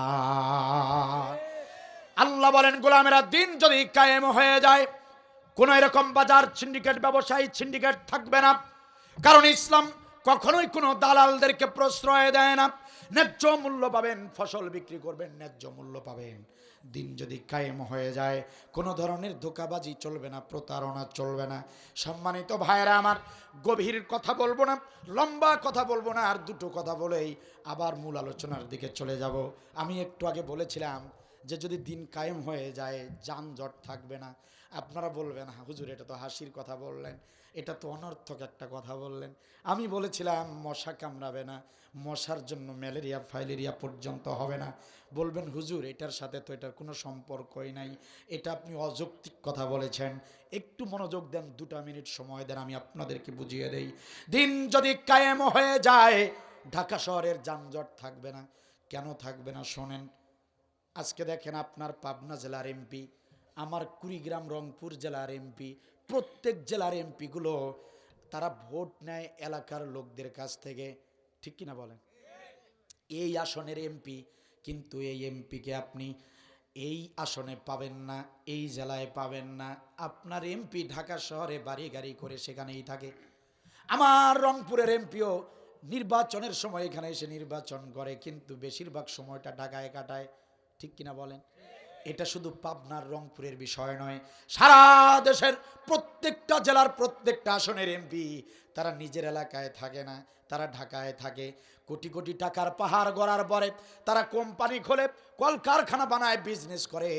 একটা প্রমাণ দেখাতে পারবেন না এদেশের কোনো এমপি নিজের এলাকায় একটা কলকারখানা বানায় নাই। তারা যত কলকারখানা বানিয়েছে সব ঢাকা শহরে বানিয়েছে, ঠিক কিনা বলেন? প্রত্যেকটা এমপি কলকারখানা বানাচ্ছে ঢাকায়, কোম্পানি খুলেছে ঢাকায়। ঢাকা শহরে যে কয়েকটা কোম্পানি খুলতে পারবে, কলকারখানা যে কয়টা হতে পারে, বিজ্ঞানসম্মতভাবে যে কয়টা কলকারখানা তৈরি করা যাবে, তার চেয়ে 100 গুণ বেশি কলকারখানা তৈরি হয়ে গিয়েছে। এজন্য বায়ু দূষণ, পরিবেশ দূষণ, অক্সিজেনের অভাব, রোগ ব্যাধি বেশি হয় ঢাকা শহরে, ঠিক কিনা বলে? সম্মানিত ভাইয়েরা আমার, ঢাকা শহরে সমস্ত কলকারখানা তৈরি হলো, জেলায় জেলায় কলকারখানা নাই। প্রত্যেক নেতা, প্রত্যেক কোটিপতি, প্রত্যেক এমপি তারা সবাই ঢাকায় বানিয়েছে কলকারখানা। এই কারণে পাবনার বেকার ছেলেরা দৌড়াচ্ছে ঢাকায়, আমার কুড়িগ্রামের বেকার ছেলেরা দৌড়াচ্ছে ঢাকায়, রংপুরের বেকার ছেলেরা বউ নিয়ে, স্ত্রী সন্তান নিয়ে ছুটে চলেছে ঢাকায়। সারা দেশের প্রত্যেকটা থানা জেলার অনেক মানুষগুলো, অনেক বেকার লোকগুলো সবাই জমা হয়েছে গিয়ে ঢাকায়। একটা শহরে যদি সারা দেশের মানুষ একত্র হয়ে যায়, তাহলে বাড়ির সংখ্যা বাড়বে, গাড়ির সংখ্যা বাড়বে, সমস্ত কিছু বেড়ে যাবে। যানজট না হয়ে তো কোনো উপায় থাকবে না। এটা তো সমস্যার কথা বললাম। বলবেন হুজুর দিন কায়েম হয়ে গেলে এই যানজট থাকবে না কেমনে? আসেন এখন জবাবটা দিয়া দেই। কোরআন যদি কায়েম হয়ে যায়, দিন যদি প্রতিষ্ঠিত হয়ে যায়, সম্মানিত ভাইরা আমার, কোরআনের সরকার ঢাকা শহরের অতিরিক্ত কলকারখানা যেগুলো, সেগুলো উচ্ছেদ করবে। শিল্প কলকারখানার বাণিজ্যিক এলাকার প্রথম অভিযান হবে এটা। কারণ কোরআনের সরকার কখনোই একটা ঝুঁকিপূর্ণ শহর বরদাস্ত করবে না, সেটা রাখবে না। সম্মানিত ভাইয়ের আমার, কোরআনের সরকার এমপিদেরকে, মন্ত্রীদেরকে নির্দেশনা দিবে আপনি কলকারখানা বানানে, আপনি পাবনায় আপনার আসনে কলকারখানা বানান, আপনি যদি কোম্পানি খুলতে চান কুড়িগ্রামে খোলেন, রংপুরে খোলেন, যাতে করে এলাকার লোকেরা, এলাকার বেকারেরা যাতে করে বাড়ি থেকে কাজ করতে পারে, যাতে করে পাবনার লোকেরা আর ঢাকায় না আসে, কুড়িগ্রাম রংপুরের লোকেরা যেন আর ঢাকায় না আসে। প্রত্যেক এমপি তাদের নিজের নিজের এলাকায় সরকারের নির্দেশে, সরকারের সাপোর্টে, সরকারের সহযোগিতায় জেলায় জেলায়, থানায় থানায় এরকম কলকারখানা তৈরি করবে, যাতে করে যুবকরা আর বেকার না থাকে, যুবকদের বেকারত্ব ঘুষবে, যানজটটাও কমে যাবে, লোকের সংখ্যা ঢাকা থেকে কমে যাবে। দেখবেন আপনাদের ভাই ভাতিজা যারা ঢাকায় চাকরি করে, দিন কায়েম যখন হয়ে যাবে, পাবনায় যদি এরকম কলকারখানা তৈরি হয়ে যায়, গার্মেন্টস শিল্প যদি তৈরি হয়ে যায়, ওই ভাগিনা ভাতিজা বউ সবাই কিন্তু পাবনায় চলে আসবে। আসবে না? আসবে না? সিনিয়র অপারেটর হয়ে যাবে এখানে এসে, বাড়িতে বসে, বাড়িতে থেকে, বাড়িতে খেয়ে অফিস করবে তারা। 20,000 টাকা মাস পাবে, রাত্রেবেলা স্ত্রী সন্তানের সঙ্গে রাতের বেলা নিজের বাড়িতে ঘুমাবে, বাসা ভাড়া লাগবে না, পানি ভাড়া লাগবে না, গ্যাস ভাড়া লাগবে না। একটু বলেন তো দেখি, ঢাকা শহরে তখন আর কেউ থাকবে নাকি? অটোমেটিকলি ঢাকা শহর শূন্য হয়ে যাবে, ফাঁকা হয়ে যাবে। ঢাকা শহরের বায়ু দূষণ থাকবে না, পরিবেশ দূষণ থাকবে না, এত যানজটও থাকবে না। প্রত্যেক জেলায় প্রত্যেকটা জেলা উন্নত হয়ে যাবে। এখন তো শুধু ওই দিকটা উন্নত, তখন দেখবেন কোরআনের রাজ কায়েম হয়ে গেলে এই বৈষম্য আর থাকবে না। তখন ঢাকা শহরের মতো প্রত্যেকটা জেলা আলোকিত হয়ে যাবে, মশার কামড় থাকবে না। কেন থাকবে না জানেন? মশা যাতে না হয় এই জন্য সরকার, প্রত্যেক সরকার বড় বড় শহরগুলোর যে মেয়র থাকে তাদেরকে কোটি কোটি টাকা সরকারি বরাদ্দ দেয় জলাশয় নর্দমা পরিষ্কার করার জন্য। কারণ মশার জন্ম হলো এই জলাশয় নর্দমায়, পানি যেখানেই পানি, নোংরা পানি, সেখানেই মশার জন্ম। কোটি কোটি টাকা দেওয়া হয় এই মশা যাতে নিধন হয়, মশা যাতে জন্ম বৃদ্ধি করতে না পারে। অনেক বিদেশ থেকে অনেক দামি দামি ওষুধ আনা হয়, স্প্রে আনা হয়। কিন্তু সমস্যা হলো আমাদের দেশের নেতারা কোটি কোটি টাকার বরাদ্দ নেয় ঠিক, তার মধ্যে 100 ভাগের 50 ভাগ আগে নিজের পকেটে ঢুকায়, থাকলো আর কত? 50 ভাগ। এই 50 ভাগ, এই যে 50 ভাগ যে পকেটে ঢুকিয়েছে, এই 50 ভাগ ঢুকাতে গেলে আরো 50 জনকে কিছু করে দেওয়া লাগে, না হলে ফাঁস হয়ে যাবে। কথা কি বোঝা যায়? ওই 50 জনকে দিতে আরো 20 ভাগ চলে যায়, কত গেল? 70। 30 ভাগ, 30 ভাগের কাজ যাদেরকে দিয়ে করায় 30 ভাগ, 100 টাকার মধ্যে এখন 30 টাকা। ওই 30 টাকা দেয় 10 জনকে কাজ করার জন্য, ওই 10 জনরা আবার 10 টাকা খায় ফেলে, থাকে 20 টাকা। 20 টাকার কাজ আপনার আমার শহরে নর্দমা পরিষ্কারে, জলাশয় পরিষ্কারে ব্যবহার হয়। 100 টাকার কাজ কয় টাকা হইল? 20 টাকা হইল। মশা যাবে? মশা আছে না নাই? মশা বাড়বে না বাড়বে? এই কারণে আমাদের দেশে মশা বাড়তেছে আর বাড়তেছে। তো কামড়াবে না মশা? মশার রাজত্ব, আপনাকে দেখে মশা ভয় পায় না, কারণ মশার সংখ্যা বেশি, কামড় দিচ্ছে, ম্যালেরিয়া হচ্ছে, টাইফয়েড হচ্ছে। এখন আপনারা বলবেন হুজুর দিন কায়েম হয়ে গেলে কি এমন কাজ করবেন? তাহলে যুক্তিটা ভালো করে শোনেন। দিন যদি কায়েম হয়ে যায়, কোন এমপি, মন্ত্রী, কোন মেয়র, কোন নেতা সরকারি বরাদ্দের 1 টাকা পকেটে ঢুকাতে পারবে না। 1 টাকা পকেটে ঢুকাতে পারবে না, দুর্নীতি করতে পারবে না। বলবেন যে হুজুর কেন পারবে না? শোনেন কেন পারবে না। আপনার গ্রামে একটা চোর ধরা পড়ে গিয়েছে, চোরটাকে ধরা হয়েছে। ওই চোর যদি দেখা যায় সত্যি সত্যি চুরি করেছে, সম্মানিত ভাইয়েরা, চুরি করেছে, তাহলে কোরআনের আইন হলো চোরের হাত কেটে দাও। আপনারা বলতে পারেন হুজুর এটাও অমানবিক কথা, একটা ভুল একজন করতেই পারে, তাতে আপনি তার হাত কেটে দিলেন, এটা কি ঠিক হলো নাকি? আল্লাহ এই আইনটা বড় কঠিন করে ফেলেছে। এটা যদি বলেন, ভালো করে শোনেন প্রিয় ভাইয়েরা, আল্লাহ তাআলা এমনি এমনি হাত কাটতে বলেন নাই প্রিয় ভাইয়েরা আমার, একটু মনোযোগ দিয়ে শোনেন আল্লাহ কেন চোরের শাস্তি হাত কাটা দিয়েছেন। ইসলামী রাষ্ট্রের চোরদেরকে হাত কাটা হবে এই জন্য যে ইসলামী রাষ্ট্র যখন কায়েম হয়ে যাবে, ওই দেশের প্রত্যেকটা নাগরিকের খাদ্য, বস্ত্র, শিক্ষা, চিকিৎসা, বাসস্থান মৌলিক চাহিদা সরকার নিজ থেকে তাদেরকে প্রদান করবে। আপনার খেতে, আপনার চিকিৎসা করতে আপনার কোনো ধরনের খরচ হবে না, সমস্ত খরচ বহন করবে আপনার ইসলামী সরকার। কথা বুঝতেছে? সলিমুদ্দির বাড়িতে খাবার নাই, ইউনিয়ন পরিষদের বারান্দায় যেতে হবে না, ইসলামের মেম্বার আপনার বাড়িতে এসে খাবার পৌঁছায় দিয়ে যাবে। কথা কি বুঝতেছেন আমার?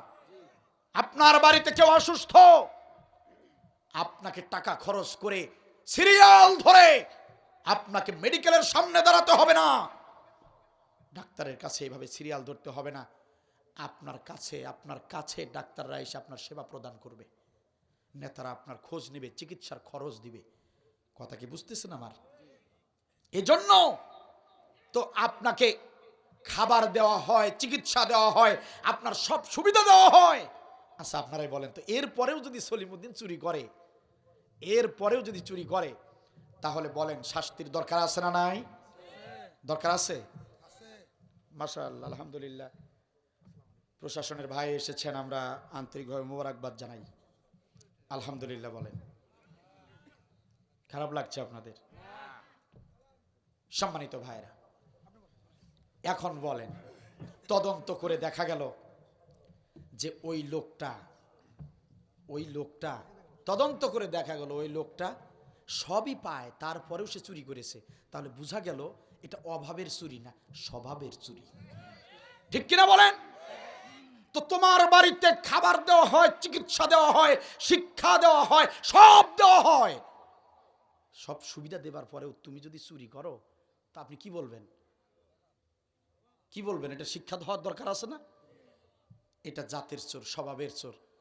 আল্লাহ বলেন, যদি তোমাকে ইসলাম সব সুবিধা দেবার পরেও চুরি করো, তাহলে ইসলামের বিধান হলো চুরি করলে এটা ইসলামী রাষ্ট্রের বেলায়, যে রাষ্ট্রে ইসলাম কায়েম নাই সেটা নয়, ইসলামী রাষ্ট্র হবার পরে সব সুবিধা তোমার ঘরে পৌঁছানোর পরেও যদি তুমি চুরি করো, আমি আল্লাহর নির্দেশ হলো হাত কেটে দেওয়া হবে।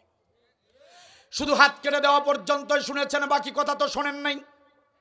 হাতের কবজি কেটে দেওয়ার পরে সেটার সমস্ত চিকিৎসার খরচ বহন করবে সরকার, উন্নত চিকিৎসার জন্য যা করা লাগে সরকার করবে।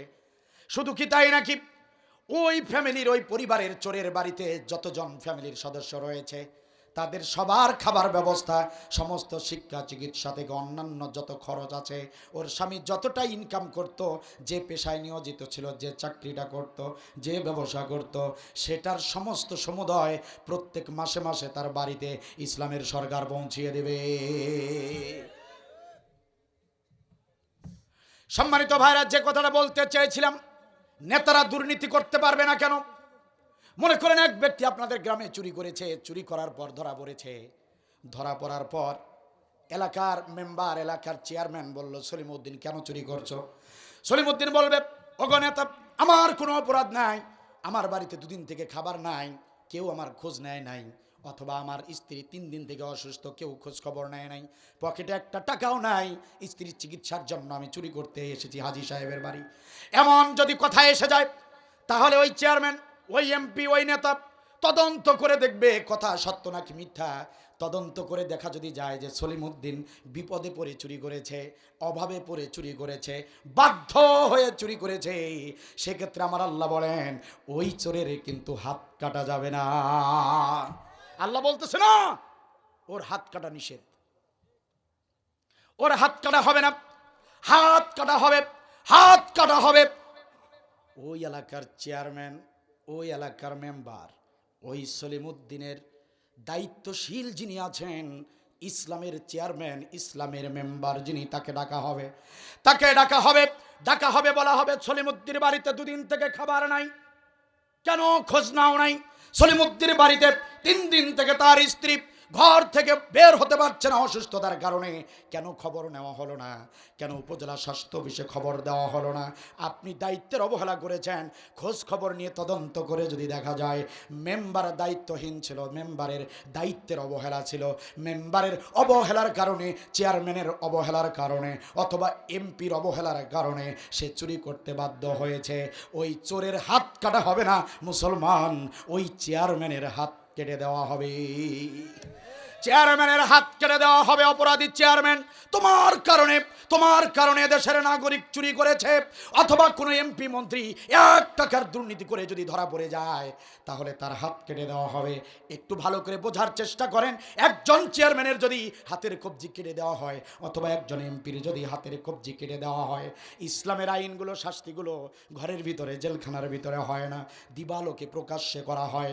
একজন এমপির যদি হাত কেটে দেওয়া হয়, আধুনিক যুগ, মোবাইল ফোনের যুগ, অ্যান্ড্রয়েড ফোনের যুগ, এটা এক নিমিষেই হাত কাটার দৃশ্যটা সুন্দর করে রেকর্ড করে যুবকেরা, ছেলেমেয়েরা সবাই ছড়িয়ে দিবে, ভাইরাল হয়ে যাবে। একটা চেয়ারম্যানের হাত যদি কেটে দেওয়া হয়, একটা এমপির যদি 1 টাকার দুর্নীতির দায়ে হাত কেটে দেওয়া হয়, বাকি যত এমপি থাকবে, দেশের বাকি যত চেয়ারম্যান থাকবে, এই দৃশ্য দেখলে হাত কেটে দেওয়া হবে টাকার দুর্নীতি করলে। এই দৃশ্য দেখলে যত নেতা, যত এমপি, যত মন্ত্রী, চেয়ারম্যান থাকবে, তারা ওই চেহারা দেখে, ওই ভিডিও দেখে তারা তওবা করে হযরতে ওমরের মতো হয়ে যাবে। 1 টাকার দুর্নীতি করা তো দূরের কথা, স্বপ্নেও তারা দুর্নীতির কথা ভাবতে যাবে না। সম্মানিত ভাইয়েরা আমার, এজন্য আল্লাহ বলেছেন, গোলামেরা, দিন যদি কায়েম হয়ে যায় তাহলে নেতারা ঘুমাতে পারবে না, জনগণ ঘুমাবে, নাক ডেকে ঘুমাবে। চিন্তায়ের ভয় থাকবে না, রাহাজানির ভয় থাকবে না, কোনো ধরনের ভয় থাকবে না, ডাকাতির ভয় থাকবে না, ধর্ষণের ভয় থাকবে না। তোমরা নাক ডেকে ঘুমাবে, কিন্তু নেতারা ঘুমাতে পারবে না। তারা টেনশনে তোমাদের নিরাপত্তার কারণে জাগ্রত থাকবে। আর যদি দিন কায়েম না হয়, যদি তোমরা হযরত ওমরের মতো, আলীর মতো শাসক যদি গঠন করতে না পারো, তৈরি করতে না পারো, ইসলামী রাষ্ট্র যদি করতে না পারো, তাহলে নেতারা নর্তকী নিয়ে মদ খেয়ে চিৎপটাং হয়ে ঘুমাবে, কিন্তু তোমাদের কোনো নিরাপত্তা থাকবে না। নেতারা চিৎপটাং হয়ে ঘুমাবে আর তোমাদের রাতে ঘুম থাকবে না। এই মোবাইল ফোন মার্কেটে ছিনতাই হয়েছে, ওই অমুক জায়গায় রাস্তায় ছিনতাই হয়েছে, অমুক জায়গায় অমুককে হত্যা করে খালের ভিতরে রাখা হয়েছে। জনগণের কখনো ঘুম থাকবে না, কিন্তু নেতারা ঘুমাবে। আর ইসলামী রাষ্ট্রের বৈশিষ্ট্য হলো জনগণ নাক ডেকে, নাকে তেল দিয়ে ঘুমাবে আর নেতারা ব্যতিব্যস্ত থাকবে। হযরতে ওমর বলেন, প্রাণের বিবিরে, ও প্রাণের বিবি, খাবার থাকলে খাবার দাও। হযরতে ওমরের স্ত্রী খাবার এনে দিয়েছে, খাবারটা শেষ করে বলে, প্রাণের বিবি, তরবারিটা হাতে তুলে দাও, তরবারি কোথায় নিয়ে আসো। স্ত্রী ডাক দিয়ে বলে, প্রাণের স্বামী আমার, আজও আপনি তরবারি হাতে নিয়ে আবার জনগণের খেদমতে বের হচ্ছেন নাকি? হযরতে ওমর বললেন, প্রাণের বিবি আমার, ও প্রাণের বিবি, অপেক্ষা করো, আমি আবার আসবো, আগে দায়িত্বটা পালন করে আসি। হযরত ওমরের স্ত্রী চোখের পানি ছেড়ে দিয়ে বলে, প্রাণের স্বামী আমার, যতদিন আপনি অর্ধ জাহানের খলিফা ছিলেন না, যখন আপনি শুধু ওমর ছিলেন, তখনই আপনি আমার ভালো ছিলেন। আপনাকে আমি কাছে পেয়েছি, আপনাকে আমি পাশে পেয়েছি, গল্প করার সুযোগ পেয়েছি। যখনই আপনি অর্ধ জাহানের খলিফা হয়ে গেলেন, এখন তো আপনাকে আমি কাছে পাই না, পাশেও পাই না, বিছানাতেও পাই না। হযরত ওমর ডাক দিয়ে বলে, প্রাণের বিবিরে, ও প্রাণের বিবি, দুঃখ করো না। এতদিন যখন আমি আমিরুল মুমিনিন ছিলাম না, তখন ছিলাম আমি তোমার ওমর, কিন্তু আমি এখন শুধু তোমার ওমর নয়, আমি এখন সবার আগে জনগণের ওমর, তারপরে তোমার ওমর। ও প্রাণের বিবিরে, কান্না করো না, মনে কষ্ট নিও না প্রাণের বিবি। এই যে তরবারি হাতে নিয়ে যাচ্ছি, প্রত্যেকটা সেক্টরে প্রত্যেকটা ডিফেন্সের যারা দায়িত্বশীল আছে, তাদেরকে দায়িত্বের ব্যাপারে একটু সতর্ক করে দিয়ে আসি। আগে জনগণের হকটা আদায় করে আসি, আগে জনগণের হক আদায় হবে, তারপর বাড়িতে এসে তোমার হক আদায় হবে। সম্মানিত ভাইয়ের আমার, এজন্য আল্লাহ রাব্বুল আলামিন বললেন, গোলামেরা, জিহাদ করো। জিহাদ মানে চেষ্টা করা, জিহাদ চালাও। জিহাদ যদি করে একটা বার দিন কায়েম করতে পারো, ও আমার গোলামেরা, সুখ কি জিনিস, শান্তি কি জিনিস, সেটা তো দেখো নাই। কোরআনের বিধান মেনে চলো, তবেই শান্তি খুঁজে পাবে। কথাকার? আওয়াজ দিয়ে বলেন কথাকার? সম্মানিত ভাইয়ের আমার, একান্ত আপনজনের আমার, আপনারা যদি ভুটানের জমিনে বেড়াতে যান, ভুটানে গেলে আপনারা দেখতে পারবেন চারপাশে শুধু পাহাড় আর পাহাড়। আপনারা যদি চীন দেশে ঘুরতে যান, দেখতে পারবেন চীনের অলিতে গলিতে শুধু ইঞ্জিনিয়ার। আর যদি ব্রাজিলের জমিনে বেড়াতে যান, দেখতে পারবেন ব্রাজিলের অলিতে গলিতে শুধু ফুটবলার। দুঃখজনক হলেও সত্য, আমাদের প্রাণপ্রিয় মাতৃভূমি বাংলাদেশের অলিতে গলিতে খুঁজে পাওয়া যায় শুধু চোর আর বাটপার। এই চোর বাটপারের বাংলাদেশটাকে যদি একটি ইনসাফ ভিত্তিক আদর্শ রাষ্ট্রে পরিণত করতে চান, সুদ ঘুষ দুর্নীতির বাংলাদেশটাকে যদি সুন্দর একটা আলোকিত দেশ হিসেবে যদি আপনারা গঠন করতে চান, তাহলে আর কোনো পথ খোলা নাই, একটাবার কোরআনের সংবিধান দরকার, ঠিক কিনা বলেন? কিতাবুন আনজালনাহু ইলাইকা লিতুখরিজান নাসা মিনাজ জুলুমাতি ইলান নূর। আল্লাহ রাব্বুল আলামিন বলেন, ও গোলামেরা, কোরআনুল কারীম এমনিতেই নাজিল করি নাই। এই কোরআনুল কারীমের কাজ হলো, এই কোরআনুল কারীম সমস্ত আইয়ামে জাহিলিয়ার অন্ধকার থেকে তামাম জাতিকে আলোর দিকে নিয়ে যাবে। এই কোরআনুল কারীমের কাজ হলো আপনাদেরকে জাহান্নামের পথ থেকে ধরে ধরে জান্নাতের পথ দেখাবে। এই কোরআনুল কারীমের কাজ হলো সুদ ঘুষ দুর্নীতির চোর বাটপারের দেশটাকে সুন্দর করে নতুন করে ইনসাফ ভিত্তিক রাষ্ট্রে পরিণত করে দিবে। এটাই হলো কোরআনের কাজ। সেই কোরআন থুইয়া কষ্ট হচ্ছে আপনাদের। একটা হাদিস বলে মোনাজাত দিয়ে দিচ্ছি। মোনাজাত দিয়ে দেবো এখনই? একটা হাদিস। না না, আপনারা রাগ করতেছেন মনে হয়। একটা হাদিস বলবো, 2 ঘন্টা আলোচনা করলে যতটুকু বুঝবেন জিহাদের আমলটা, দিন কায়েমের আমলটা কত বড় আমল, একটা হাদিস বললে সেটা বুঝে যাবেন। একটা ঘটনা বললে আপনারা স্পষ্ট বুঝে যাবেন জিহাদের আমলের কত বড় আমল। রাসূল সাল্লাল্লাহু আলাইহি ওয়াসাল্লাম বলছেন যে 1000 দিন যদি কেউ রোজা রাখে, আবার 1000 রাত যদি দাঁড়িয়ে দাঁড়িয়ে নামাজ আদায় করে, মান রাবাতা লাইলাতান ফি সাবিলিল্লাহ, আর একটা রাত যদি কেউ দিন কায়েমের জন্য জাগ্রত থাকে, 1000 দিনের রোজা 1000 রাতের নামাজের চেয়েও এক রাত দিন কায়েমের জন্য জেগে থাকা বেশি সওয়াব। কোথায় পাবেন এমন আমল? মিশকাত শরীফ খুলে দেখবেন প্রিয় ভাইয়ার আমার, হযরতে আয়েজ রাদিয়াল্লাহু তাআলা আনহু থেকে বর্ণিত হাদিস। হযরতে আয়েজ রাদিয়াল্লাহু তাআলা আনহু বলেন, একদিন সকালবেলা নবী সাল্লাল্লাহু আলাইহি ওয়াসাল্লামের দরবারে একজন ব্যক্তি আসলেন।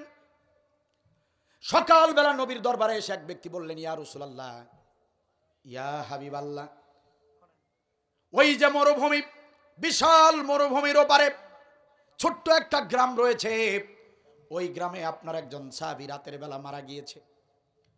একজন সাহাবীর মৃত্যুর খবর নিয়ে এসেছে এই ব্যক্তি। নবী তার সাহাবীর মৃত্যুর খবর শুনে বড় কষ্ট পেলেন, তার জন্য দোয়া করলেন। আবু বকরকে ডাকলেন, ওমরকে ডাকলেন, আবু বকর, ওমর চলো জানাজার ইমামতি করব। নবী আমার আবু বকরকে ডাকলেন, হযরত আবু বকর, ওসমান আলী কোথায় রে তোমরা, চলো চলো, ওই যে মরু প্রান্তর পার হয়ে দূরবর্তী ওই গ্রামে আমার একজন মুসলমান সাহাবী মারা গিয়েছে, চলো চলো তাড়াতাড়ি চলো, আমি নবী আমার সাহাবীর জানাজার ইমামতি করব। আপনার আমার নবীর একটা বৈশিষ্ট্য ছিল, যদি কোনো মুসলমান সাহাবী মারা যেতেন, নবী সাল্লাল্লাহু আলাইহি ওয়াসাল্লাম তার জানাজা পড়াতেন। সুবহানাল্লাহ বলেন। কারণ হলো নবী জানতেন কোনো মুসলমান সাহাবীর যদি জীবনে কোনো ভুল ত্রুটি থেকে থাকে, আর নবী যদি তার জানাজার ইমামতি করে, নবীর সম্মানের খাতিরে আল্লাহ তাআলা তাকে মাফ করে দিবেন। এজন্য নবী প্রত্যেক সাহাবীর জানাজার ইমামতি করার চেষ্টা করতেন। আপনার আমার নবী বললেন, হযরতে ওমর, ও আবু বকর, ওসমান, চলো চলো, আমার একজন সাহাবী মারা গিয়েছে, চলো তার বাড়িতে যাই, আমি নবী তার জানাজার ইমামতি করব। নবী তার সাহাবীদেরকে সাথে নিয়ে মরুর পথ হেঁটে হেঁটে রওনা করেছেন। অনেক দূর পথ হেঁটে হেঁটে নবী সাল্লাল্লাহু আলাইহি ওয়াসাল্লাম মৃত সাহাবীর বাড়ির কাছে যখন চলে এসেছেন, ওই মুহূর্তে প্রতিমধ্যে ওই গ্রামের আরেকজন মুসলমানের সঙ্গে নবীর দেখা হয়ে যায়, ওই গ্রামের একজন সাহাবীর সঙ্গে নবীর দেখা হয়ে যায়। সাহাবী ডাকতে বলেন, ইয়া রাসূলুল্লাহ, ইয়া হাবিবাল্লাহ, আবু বকর ওসমানকে সাথে নিয়ে আমাদের এলাকায় হঠাৎ করে এসেছেন, ঘটনা কি, কারণটা কি? নবী বললেন, সাহাবী আমার, তুমি বুঝি এখনো খবর পাও নাই? তোমার গ্রামেই তো আমার একজন সাহাবী মারা গিয়েছে, এই খবর শুনেই তো আমি আসলাম, তুমি বুঝি তার মৃত্যুর খবর পাও নাই? সাহাবী বললেন, ইয়া রাসূলুল্লাহ, ইয়া হাবিবাল্লাহ, অবশ্যই খবর পেয়েছি, অবশ্যই জানি যে ব্যক্তিটা মারা গিয়েছে তার বাড়ি তো আমার বাড়ির সঙ্গে লাগা, সে আমার নিকটতম প্রতিবেশী, কিন্তু নবী আপনি কেন এসেছেন? আপনি কেন এসেছেন? তার জানাজা নামাজ পড়াবেন নাকি? নবী বললেন, ওরে আমার সাহাবী, তুমি তো ভালো করে জানো আমার কোনো সাহাবী মারা গেলে তার জানাজার ইমামতি আমি নিজেই করি। সাহাবী ডাকতে বলেন, ইয়া রাসূলুল্লাহ, ইয়া হাবিবাল্লাহ, আপনি কার জানাজা পড়াতে এসেছেন? আপনি না জেনেই তার জানাজা পড়াতে এসেছেন। ইয়া রাসূলুল্লাহ, ইয়া হাবিবাল্লাহ, আপনি যার জানাজা নামাজ পড়াতে এসেছেন, যদিও সে আপনার হাতে হাত রেখে কালেমা পড়ে মুসলমান হয়েছে, যদিও সে আপনার হাতে হাত রেখে ইসলাম গ্রহণ করেছে, কিন্তু ইসলাম গ্রহণ করার পর থেকেই জীবনে ওই ব্যক্তি কখনো ভালো কাজ করে নাই। নেক আমল বলতে তার জীবনে কিছু নাই। আমরা জীবনে তাকে নামাজ পড়তে দেখি নাই, ওই ব্যক্তি জীবনে রোজা রাখে নাই, জীবনে কোনো ভালো কাজ করে নাই, দান সদকা করে নাই, হজ জাকাত করে নাই, পিতামাতার সেবা করে নাই, প্রতিবেশীর সঙ্গে ভালো আচরণ করে নাই। আপনি যার জানাজা পড়াতে এসেছেন ওই ব্যক্তিকে আমাদের চেয়ে তো আপনি বেশি চেনেন না। ওই ব্যক্তি আমার নিকটতম প্রতিবেশী, ওই ব্যক্তি মোটেও ভালো লোক নয়, জীবনে নেক আমল করে নাই, ওই ব্যক্তি বিনা হিসাবে জাহান্নামে যাবে, ওই ব্যক্তি বিনা হিসাবে জাহান্নামে যাবে। আপনি জান্নাতি নবী হয়ে একজন জাহান্নামী ব্যক্তির জানাজার ইমামতি করবেন, এটা নবী হয়ে শোভনীয় হয় না, এটা শোভা পায় না। আপনি জান্নাতি মানুষ, আপনি কেন জাহান্নামী ব্যক্তির জানাজা নামাজ পড়াবেন? ইয়া রাসূলুল্লাহ, আমার পক্ষ থেকে অনুরোধ, আপনি এই জাহান্নামী সাহাবীর জানাজা নামাজ পড়াবেন না, বরং আবু বকর আছে, ওসমান আছে, ওদের কাউকে দিয়ে জানাজা পড়াবেন। বুঝতে পারছেন আপনারা? নবী আমার বড় কষ্ট পেলেন। আহারে হতভাগা সাহাবী আমার, মৃত সাহাবী, কেন তুমি জীবদ্দশায় ভালো আমল করো নাই? নবী কষ্ট নিয়ে সাহাবী সবাইকে সাথে নিয়ে ওই মৃত সাহাবীর বাড়িতে ঢুকলেন। বাড়ির ভিতরে ঢুকে তিনি দেখলেন সমস্ত আয়োজন কমপ্লিট, লাশটাকে গোসল করিয়ে খাটিয়ার উপরে শোয়ায় রাখা হয়েছে, এখন শুধু জানাজা নামাজটা বাকি। নবী কিছুক্ষণের মধ্যেই তাকিয়ে দেখলেন ওই এলাকার যত মুসলমান ছিল, সাহাবীরা যারা ছিল, তারা সবাই জড়ো হয়েছে, নামাজ পড়বার জন্য সবাই এসে পড়েছে। তিনি তাকিয়ে দেখলেন বেশ কিছু সাহাবী জমায়েত হয়েছে। নবী সাল্লাল্লাহু আলাইহি ওয়াসাল্লাম সমস্ত সাহাবীদেরকে ডাক দিয়ে বললেন, ও আমার সাহাবীরা শোনো, তোমাদের বাড়ি এই এলাকার ভিতরে, ও আমার সাহাবীরা একটু আমার কথাগুলো শোনো। সমস্ত সাহাবীরা বিনয়ের সঙ্গে নবীর সামনে দাঁড়িয়ে গেলেন। নবী সাল্লাল্লাহু আলাইহি ওয়াসাল্লাম বললেন, সাহাবীরা কান খুলে শোনো, আমি বিশ্ব নবী, এই যে দেখো, এই যে লাশ হয়ে শুয়ে আছে খাটিয়ার উপরে, আমার এই সাহাবীর মৃত্যুর সংবাদটা শোনা মাত্রই আমি দেরি করি নাই, আমি দূরের জায়গা থেকে, আমার বাসা থেকে, আমার বাড়ি থেকে, হুজরা থেকে আমি চলে এসেছি। আমার বাসা থেকে এই দূরত্বের জায়গা পর্যন্ত হেঁটে হেঁটে দৌড়ে দৌড়ে ছুটে চলে এসেছি। ভেবেছিলাম আমি এই সাহাবীর জানাজার ইমামতি করব, কিন্তু এখানে এসে শুনলাম আমার এই সাহাবী জীবনে নাকি কোনো ভালো আমল করে নাই, জীবনে নাকি নেক আমল করে নাই, খুবই খারাপ মানুষ ছিল। আমি এখানে আসার পরে জানতে পারলাম, অনেকেই বলল এই সাহাবী বিনা হিসেবে জাহান্নামে যাবে, কারণ জীবনে সে আমলে সলে করে নাই, নেক আমল করে নাই। ও আমার উপস্থিত সাহাবীরা, আমি তোমাদের কাছে প্রশ্ন রাখতে চাই, তোমাদের কাছে আমি জানতে চাই, তোমাদের ভিতরে এমন একজন আছো কিনা, এমন একজন ব্যক্তি এখানে উপস্থিত আছো কিনা, আমার এই মৃত সাহাবী তার জীবদ্দশায় একটা ভালো কাজ করেছে, একটা ভালো আমল করেছে, এমন সাক্ষী তোমাদের ভিতরে কেউ দিতে পারবে কিনা? আমি জানতে চাই তোমাদের ভিতরে এমন একজন ব্যক্তি আছো কিনা, আমার এই মৃত সাহাবী তার জীবদ্দশায় একটা ভালো কাজ করেছে, এমন সাক্ষী তোমরা কেউ দিতে পারবা কিনা? সমস্ত সাহাবীদের পিছনে দাঁড়ানো একজন সাহাবী হাত তুলে বললেন, ইয়া রাসূলুল্লাহ, ইয়া হাবিবাল্লাহ, আমি একটা ভালো আমলের সাক্ষী দিতে চাই। সুবহানাল্লাহ বলবেন না? ওই যে লাশ হয়ে শুয়ে আছে, আপনার ওই সাহাবী তার জীবদ্দশায় একটা ভালো কাজ করেছে, আমি সেটা দেখেছি, আমি সেটার সাক্ষী দিতে চাই। নবী বললেন, দেরি করো না ও সাহাবী, আমার দেরি করো না, দেরি করো না, বলো বলো কি এমন ভালো আমল করেছে, তাড়াতাড়ি করে আমাকে বলো। সাহাবী ডাকতে বললেন, ইয়া রাসূলুল্লাহ, ইয়া হাবিবাল্লাহ, ঘটনাটা তাহলে শুনেন। অল্প কিছুদিন আগের ঘটনা, আপনার নির্দেশে আমরা জিহাদের ময়দানে গিয়েছিলাম, আপনার নির্দেশে, আপনি নবী নির্দেশ দিলেন, আপনার নির্দেশে আমরা মুজাহিদ বাহিনী কাফেলা নিয়ে জিহাদের ময়দানে গেলাম, যুদ্ধের ময়দানে গেলাম, কাফের বেঈমানদের সঙ্গে যুদ্ধ করলাম, কাফেরদেরকে কতল করে করে কালেমার পতাকা উড্ডীন করে বিজয় অর্জন করলাম। বিজয় অর্জন করে আমরা মুজাহিদরা যখন বাড়ির দিকে ফিরতেছিলাম, বাড়ির দিকে ফিরতে ফিরতে প্রতিমধ্যে রাত হয়ে গেল। রাত হয়ে যাবার কারণে আমরা যাত্রা বিরতি করলাম। আমরা যাত্রা বিরতি করলাম। কারণ হলো আপনি নবী বলেছিলেন রাতের বেলা মুজাহিদরা রাস্তায় থাকতে পারবে না। কারণ রাতের বেলা মুজাহিদরা যদি রাস্তায় থাকে, মুজাহিদদের শত্রু থাকে চতুর্দিকে, কাফের বেঈমানরা মুজাহিদদেরকে রাতের বেলা রাস্তার উপরে, পথের উপরে আক্রমণ করতে পারে, মেরে ফেলতে পারে। এজন্য আপনি নবী আগে থেকেই বারবার বলতেন মুজাহিদরা রাতের বেলা কখনো রাস্তায় থাকতে পারবে না। মুজাহিদরা যদি জিহাদের ময়দানে যায় অথবা জিহাদের ময়দান থেকে যদি বাড়িতে আসে, পথের মধ্যে যদি রাত হয়ে যায়, তবে তাদের জন্য সুন্নাহ হলো, তাদের জন্য তরিকা হলো, নিয়ম হলো, তারা যাত্রা বিরতি করবে, ভালো একটা জায়গা দেখে সেখানে তাঁবু স্থাপন করবে। রাত যখন কেটে যাবে, সকাল যখন হয়ে যাবে, তখন তোমরা আবার যাত্রা শুরু করবে। এরকমটা আপনি বলেছিলেন। আমরা যখন দেখলাম পথের উপরে রাত হয়ে গেল, প্রতিমধ্যে রাত হয়ে গেল, তখন আমরা আপনার সেই পরামর্শটা স্মরণ করলাম। আমরা যাত্রা বিরতি করলাম। পাশে একটা মরুভূমি দেখতে পেলাম। ওই মরুভূমিতে সুন্দর একটা জায়গা নির্ধারণ করলাম। ওই সুন্দর ওই জায়গাতে সুন্দর করে আমরা তাঁবু স্থাপন করলাম। তাঁবু স্থাপন করে আমরা সবাই শুয়ে পড়লাম।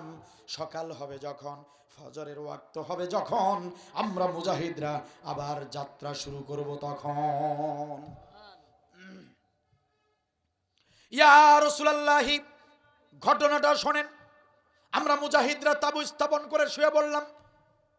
ঘুম ঘুম ভাব যখন চলে এসেছে, আমরা হঠাৎ করে হিংস্র প্রাণীদের গর্জন শুনতে পেলাম। হিংস্র প্রাণীদের গর্জন শুনে আমরা ভীত সন্ত্রস্ত হলাম। আমরা সবাই শোয়া থেকে দাঁড়িয়ে গেলাম, অবাক হয়ে গেলাম। পাশেই বুঝি জঙ্গল আছে অথবা পাশেই কোনো পাহাড় আছে, বড় বড় হিংস্র প্রাণীরা গর্জন দিচ্ছে। বুঝতে আর বাকি রইল না, ইয়া রাসূলুল্লাহ, বুঝতে আর বাকি রইল না। আমরা যখন ঘুমিয়ে পড়ব, ওই যে হিংস্র প্রাণীগুলো গর্জন দিচ্ছে, ওরা তাঁবুর ভিতরে প্রবেশ করবে। তাঁবুর ভিতরে প্রবেশ করে আমাদের শরীরের গোশত মাংসগুলো ছিঁড়ে ছিঁড়ে খাবে। বাঁচার তো কোনো উপায় থাকবে না। ইয়া রাসূলুল্লাহ, ইয়া হাবিবাল্লাহ, আমরা বড় বেকায়দায় পড়ে গেলাম, ভীত সন্ত্রস্ত হয়ে গেলাম। এখন কিভাবে নিজেদেরকে বাঁচাবো? বাঁচার তো আর কোনো উপায় নাই। আমরা বুঝতে পারি নাই, অন্ধকার হবার কারণে আমরা শুরুতে বুঝতে পারি নাই পাশেই যে জঙ্গল আছে, এখানে যে হিংস্র প্রাণী আছে, সেটা আমাদের জানা ছিল না। ইয়া রাসূলুল্লাহ, ইয়া হাবিবাল্লাহ, এখন যেটা বুঝলাম, হিংস্র প্রাণীরা আমাদের শরীরের গন্ধবে, তাঁবুর ভিতরে ঢুকে পড়বে আর নির্ঘাত আমাদেরকে মেরে ফেলবে। ইয়া রাসূলুল্লাহ, কোনো উপায় না পেয়ে আমরা মুজাহিদ সৈনিকরা আল্লাহর শাহী দরবারে হাত উঠালাম, আল্লাহর কাছে সাহায্য চাইলাম। রব্বুল আলামিন, তুমি তো জানো আমরা কারা, তুমি তো ভালো করে আমাদেরকে চেনো। আমাদের পরিচয় হলো, আমরা হলাম তোমার বিশ্ব নবীর মুজাহিদ সাহাবী, কাফেরদের সঙ্গে যুদ্ধ করে বাড়ির দিকে ফিরতেছি। রব্বুল আলামিন, ইয়া রব্বুল আলামিন, আমরা তো বুঝতে পারি নাই পাশে জঙ্গল আছে আর সেখানে হিংস্র প্রাণী আছে, কিন্তু এখন আমরা হিংস্র প্রাণীদের গর্জন শুনে বেকায়দায় পড়ে গেছি। রব্বুল আলামিন, তুমি তো সবই জানো।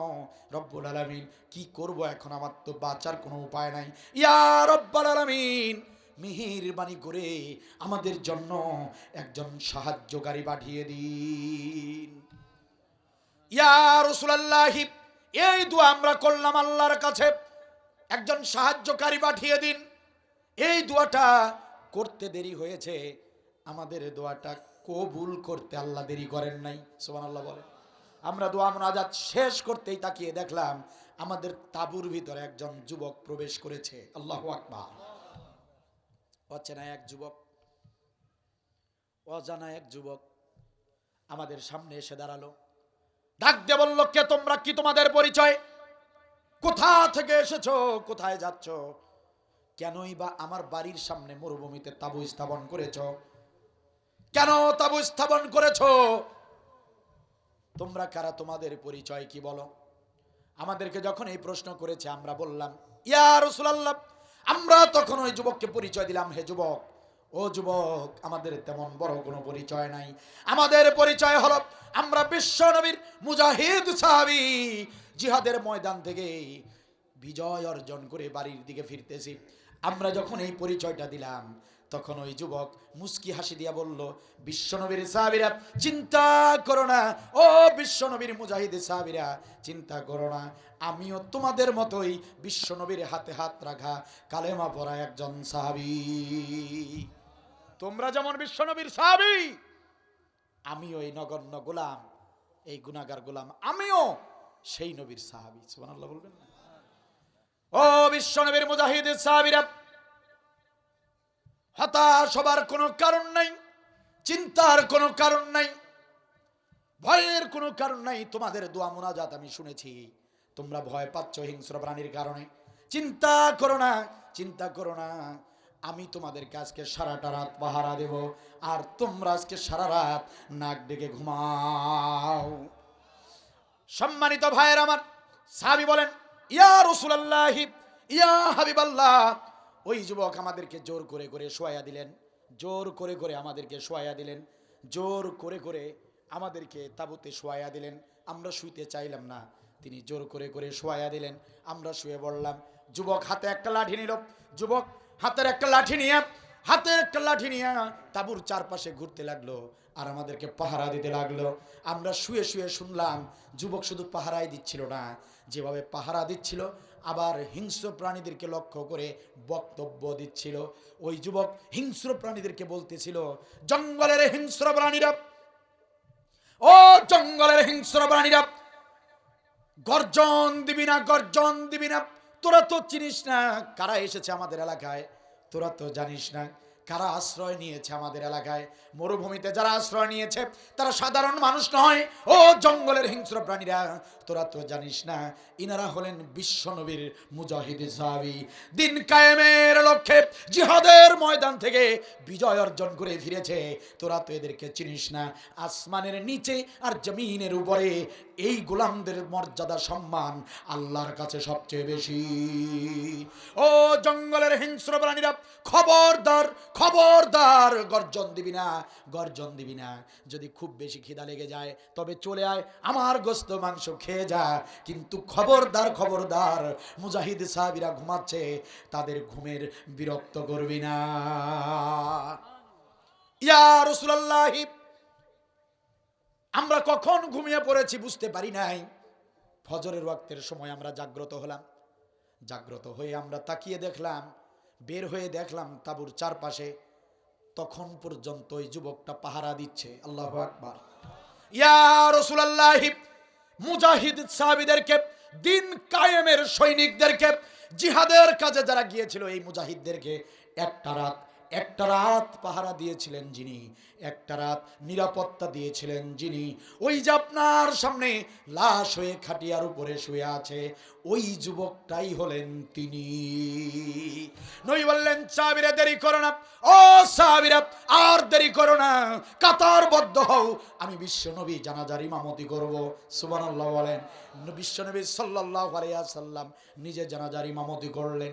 একটু ভালো করে বোঝার চেষ্টা করেন পাবনা জেলার মুসলমানেরা, নবী সাল্লাল্লাহু আলাইহি ওয়াসাল্লাম ওই মৃত সাহাবীর শুধু জানাজাই পড়ালেন না, মৃত সাহাবীর লাশের খাটিয়া নবী সাল্লাল্লাহু আলাইহি ওয়াসাল্লাম নিজ কাঁধে বহন করে কবর পর্যন্ত গেলেন।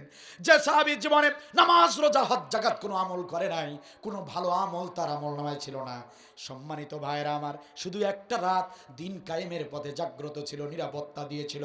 নবী আমার সেই সাহাবীর লাশের খাটিয়া কাঁধে তুলে নিয়ে কবর পর্যন্তই শুধু গেল না, নবী সাল্লাল্লাহু আলাইহি ওয়াসাল্লাম নিজে কবরে নেমে গেলেন।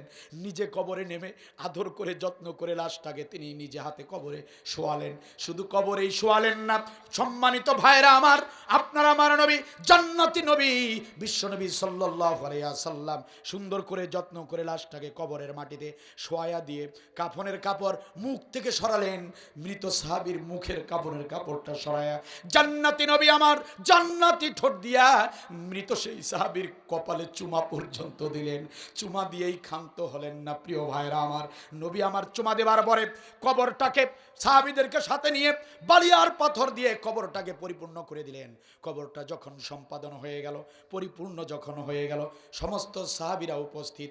নবী আমার কি করলেন? আমার দিকে তাকান আমার ভাইরা, চাপার জোরের বক্তব্য দিতে আসি নাই, মিশকাত শরীফ খুলে দেখবেন 336 পৃষ্ঠায় হাদিসটা পেয়ে যাবেন। আমার দিকে লক্ষ্য করেন প্রিয় ভাইরা, নবী আমার কবরের এই নতুন কবর, এই মৃত সাহাবীর কবরের মাঝখানে নবী তার ডান হাত এভাবে রাখলেন। সমস্ত সাহাবীরা সাক্ষী, সমস্ত সাহাবীরা দাঁড়িয়ে কবরের কাজ শেষ হবার পরে নবী তার ডান হাত কবরের মাঝখানে এভাবে রাখলেন, রেখে তিনি ঘোষণা করলেন, ইন্না সাহাবাকা ইয়াজুন্নুনা আন্নাকা মিন আহলিন নার ওয়া আনা আশহাদু আন্নাকা মিন আহলিল জান্নাহ ওয়া আনা আশহাদু আন্নাকা মিন আহলিল জান্নাহ ওয়া আনা আশহাদু আন্নাকা মিন আহলিল জান্নাহ। নবী বললেন, কবরবাসী সাহাবী আমার, ও মৃত সাহাবী আমার, তোমার প্রতিবেশীরা বলেছে তুমি বিনা হিসাবে জাহান্নামে যাবে, তোমার বন্ধুরা বলেছে বিনা হিসাবে জাহান্নামে যাবে। ওয়া আনা আশহাদু আন্নাকা মিন আহলিল জান্নাহ ওয়া আনা আশহাদু আন্নাকা মিন আহলিল জান্নাহ।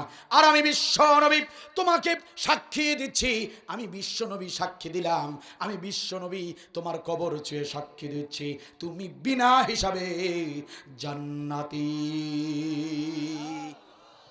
পাবনা জেলার মুসলমানেরা, জিহাদের আমল কত বড় আমল! একটা রাতের একটা আমল আল্লাহ তাআলার কাছে এতটা ভালো লেগেছে, আল্লাহর কাছে এতটা পছন্দ হয়েছে, ওই মুসলমানের তামাম জিন্দেগির গুনাহ খাতা আল্লাহ মাফ করে দিয়েছেন, এবং ওই মুসলমান বিনা হিসেবে জান্নাতে গিয়েছে রাসূলের মাধ্যমে আল্লাহ জানিয়ে দিয়েছেন।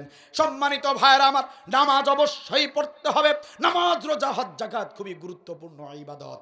সম্মানিত ভাইরা, ওগুলো তো অবশ্যই করতে হবে, সেই সঙ্গে জিহাদের আমলটা করার দরকার, বলেন আছে না নাই? যে জিহাদের আমল করলে আল্লাহর আরশ খুশি হয়ে যায়, যে জিহাদের আমল করলে গুনাহ খাতা মাফ হয়ে যায়, জান্নাতের গ্যারান্টি পাওয়া যায়, সেই জিহাদের আমল করার দরকার আছে না নাই?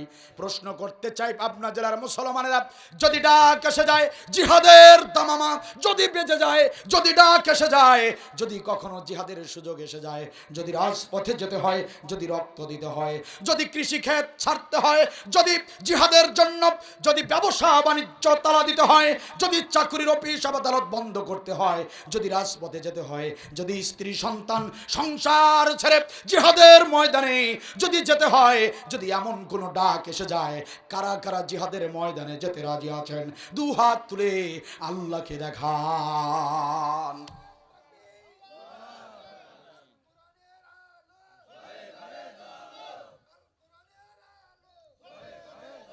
মাশাআল্লাহ, মাশাআল্লাহ, জাযাকাল্লাহু খাইর। আল্লাহ তাআলা আমাকে সহ আমাদের সবাইকে জিহাদ এবং ধৈর্য, জিহাদ এবং সবর, নামাজ, রোজা, হজ, যাকাত, দান, সাদাকা, মসজিদ, মাদ্রাসা, পিতামাতার হক, আত্মীয়তার হক, প্রতিবেশীর হক, সমস্ত আমলগুলোর পাশাপাশি এই দুটি আমলও যেন আল্লাহ আমাদেরকে করার তৌফিক দেন, বলেন আমিন।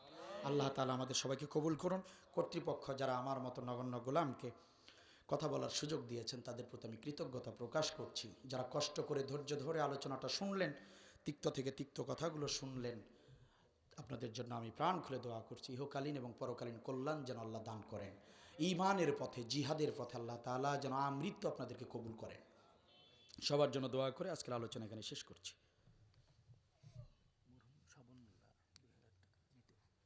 দিয়েছে কে? কি নাম? মরহুম স্বপন মোল্লা। তার রুহের মাগফিরাতের জন্য তার সন্তানরা 2000 টাকা দান করেছেন। আল্লাহ তাআলা তাদের নেক মাকসাদ পূর্ণ করুন, বলেন আমিন। বাবলু ভাই উঠছেন কেন? এক্ষুনি তো মোনাজাত দিয়ে দেব, এতক্ষণ ধৈর্য ধরে থাকলেন, উঠবেন না কেউ। কি নাম জানো ভাই? বাবলু ভাই 1000 টাকা নগদ দান করেছেন। আল্লাহ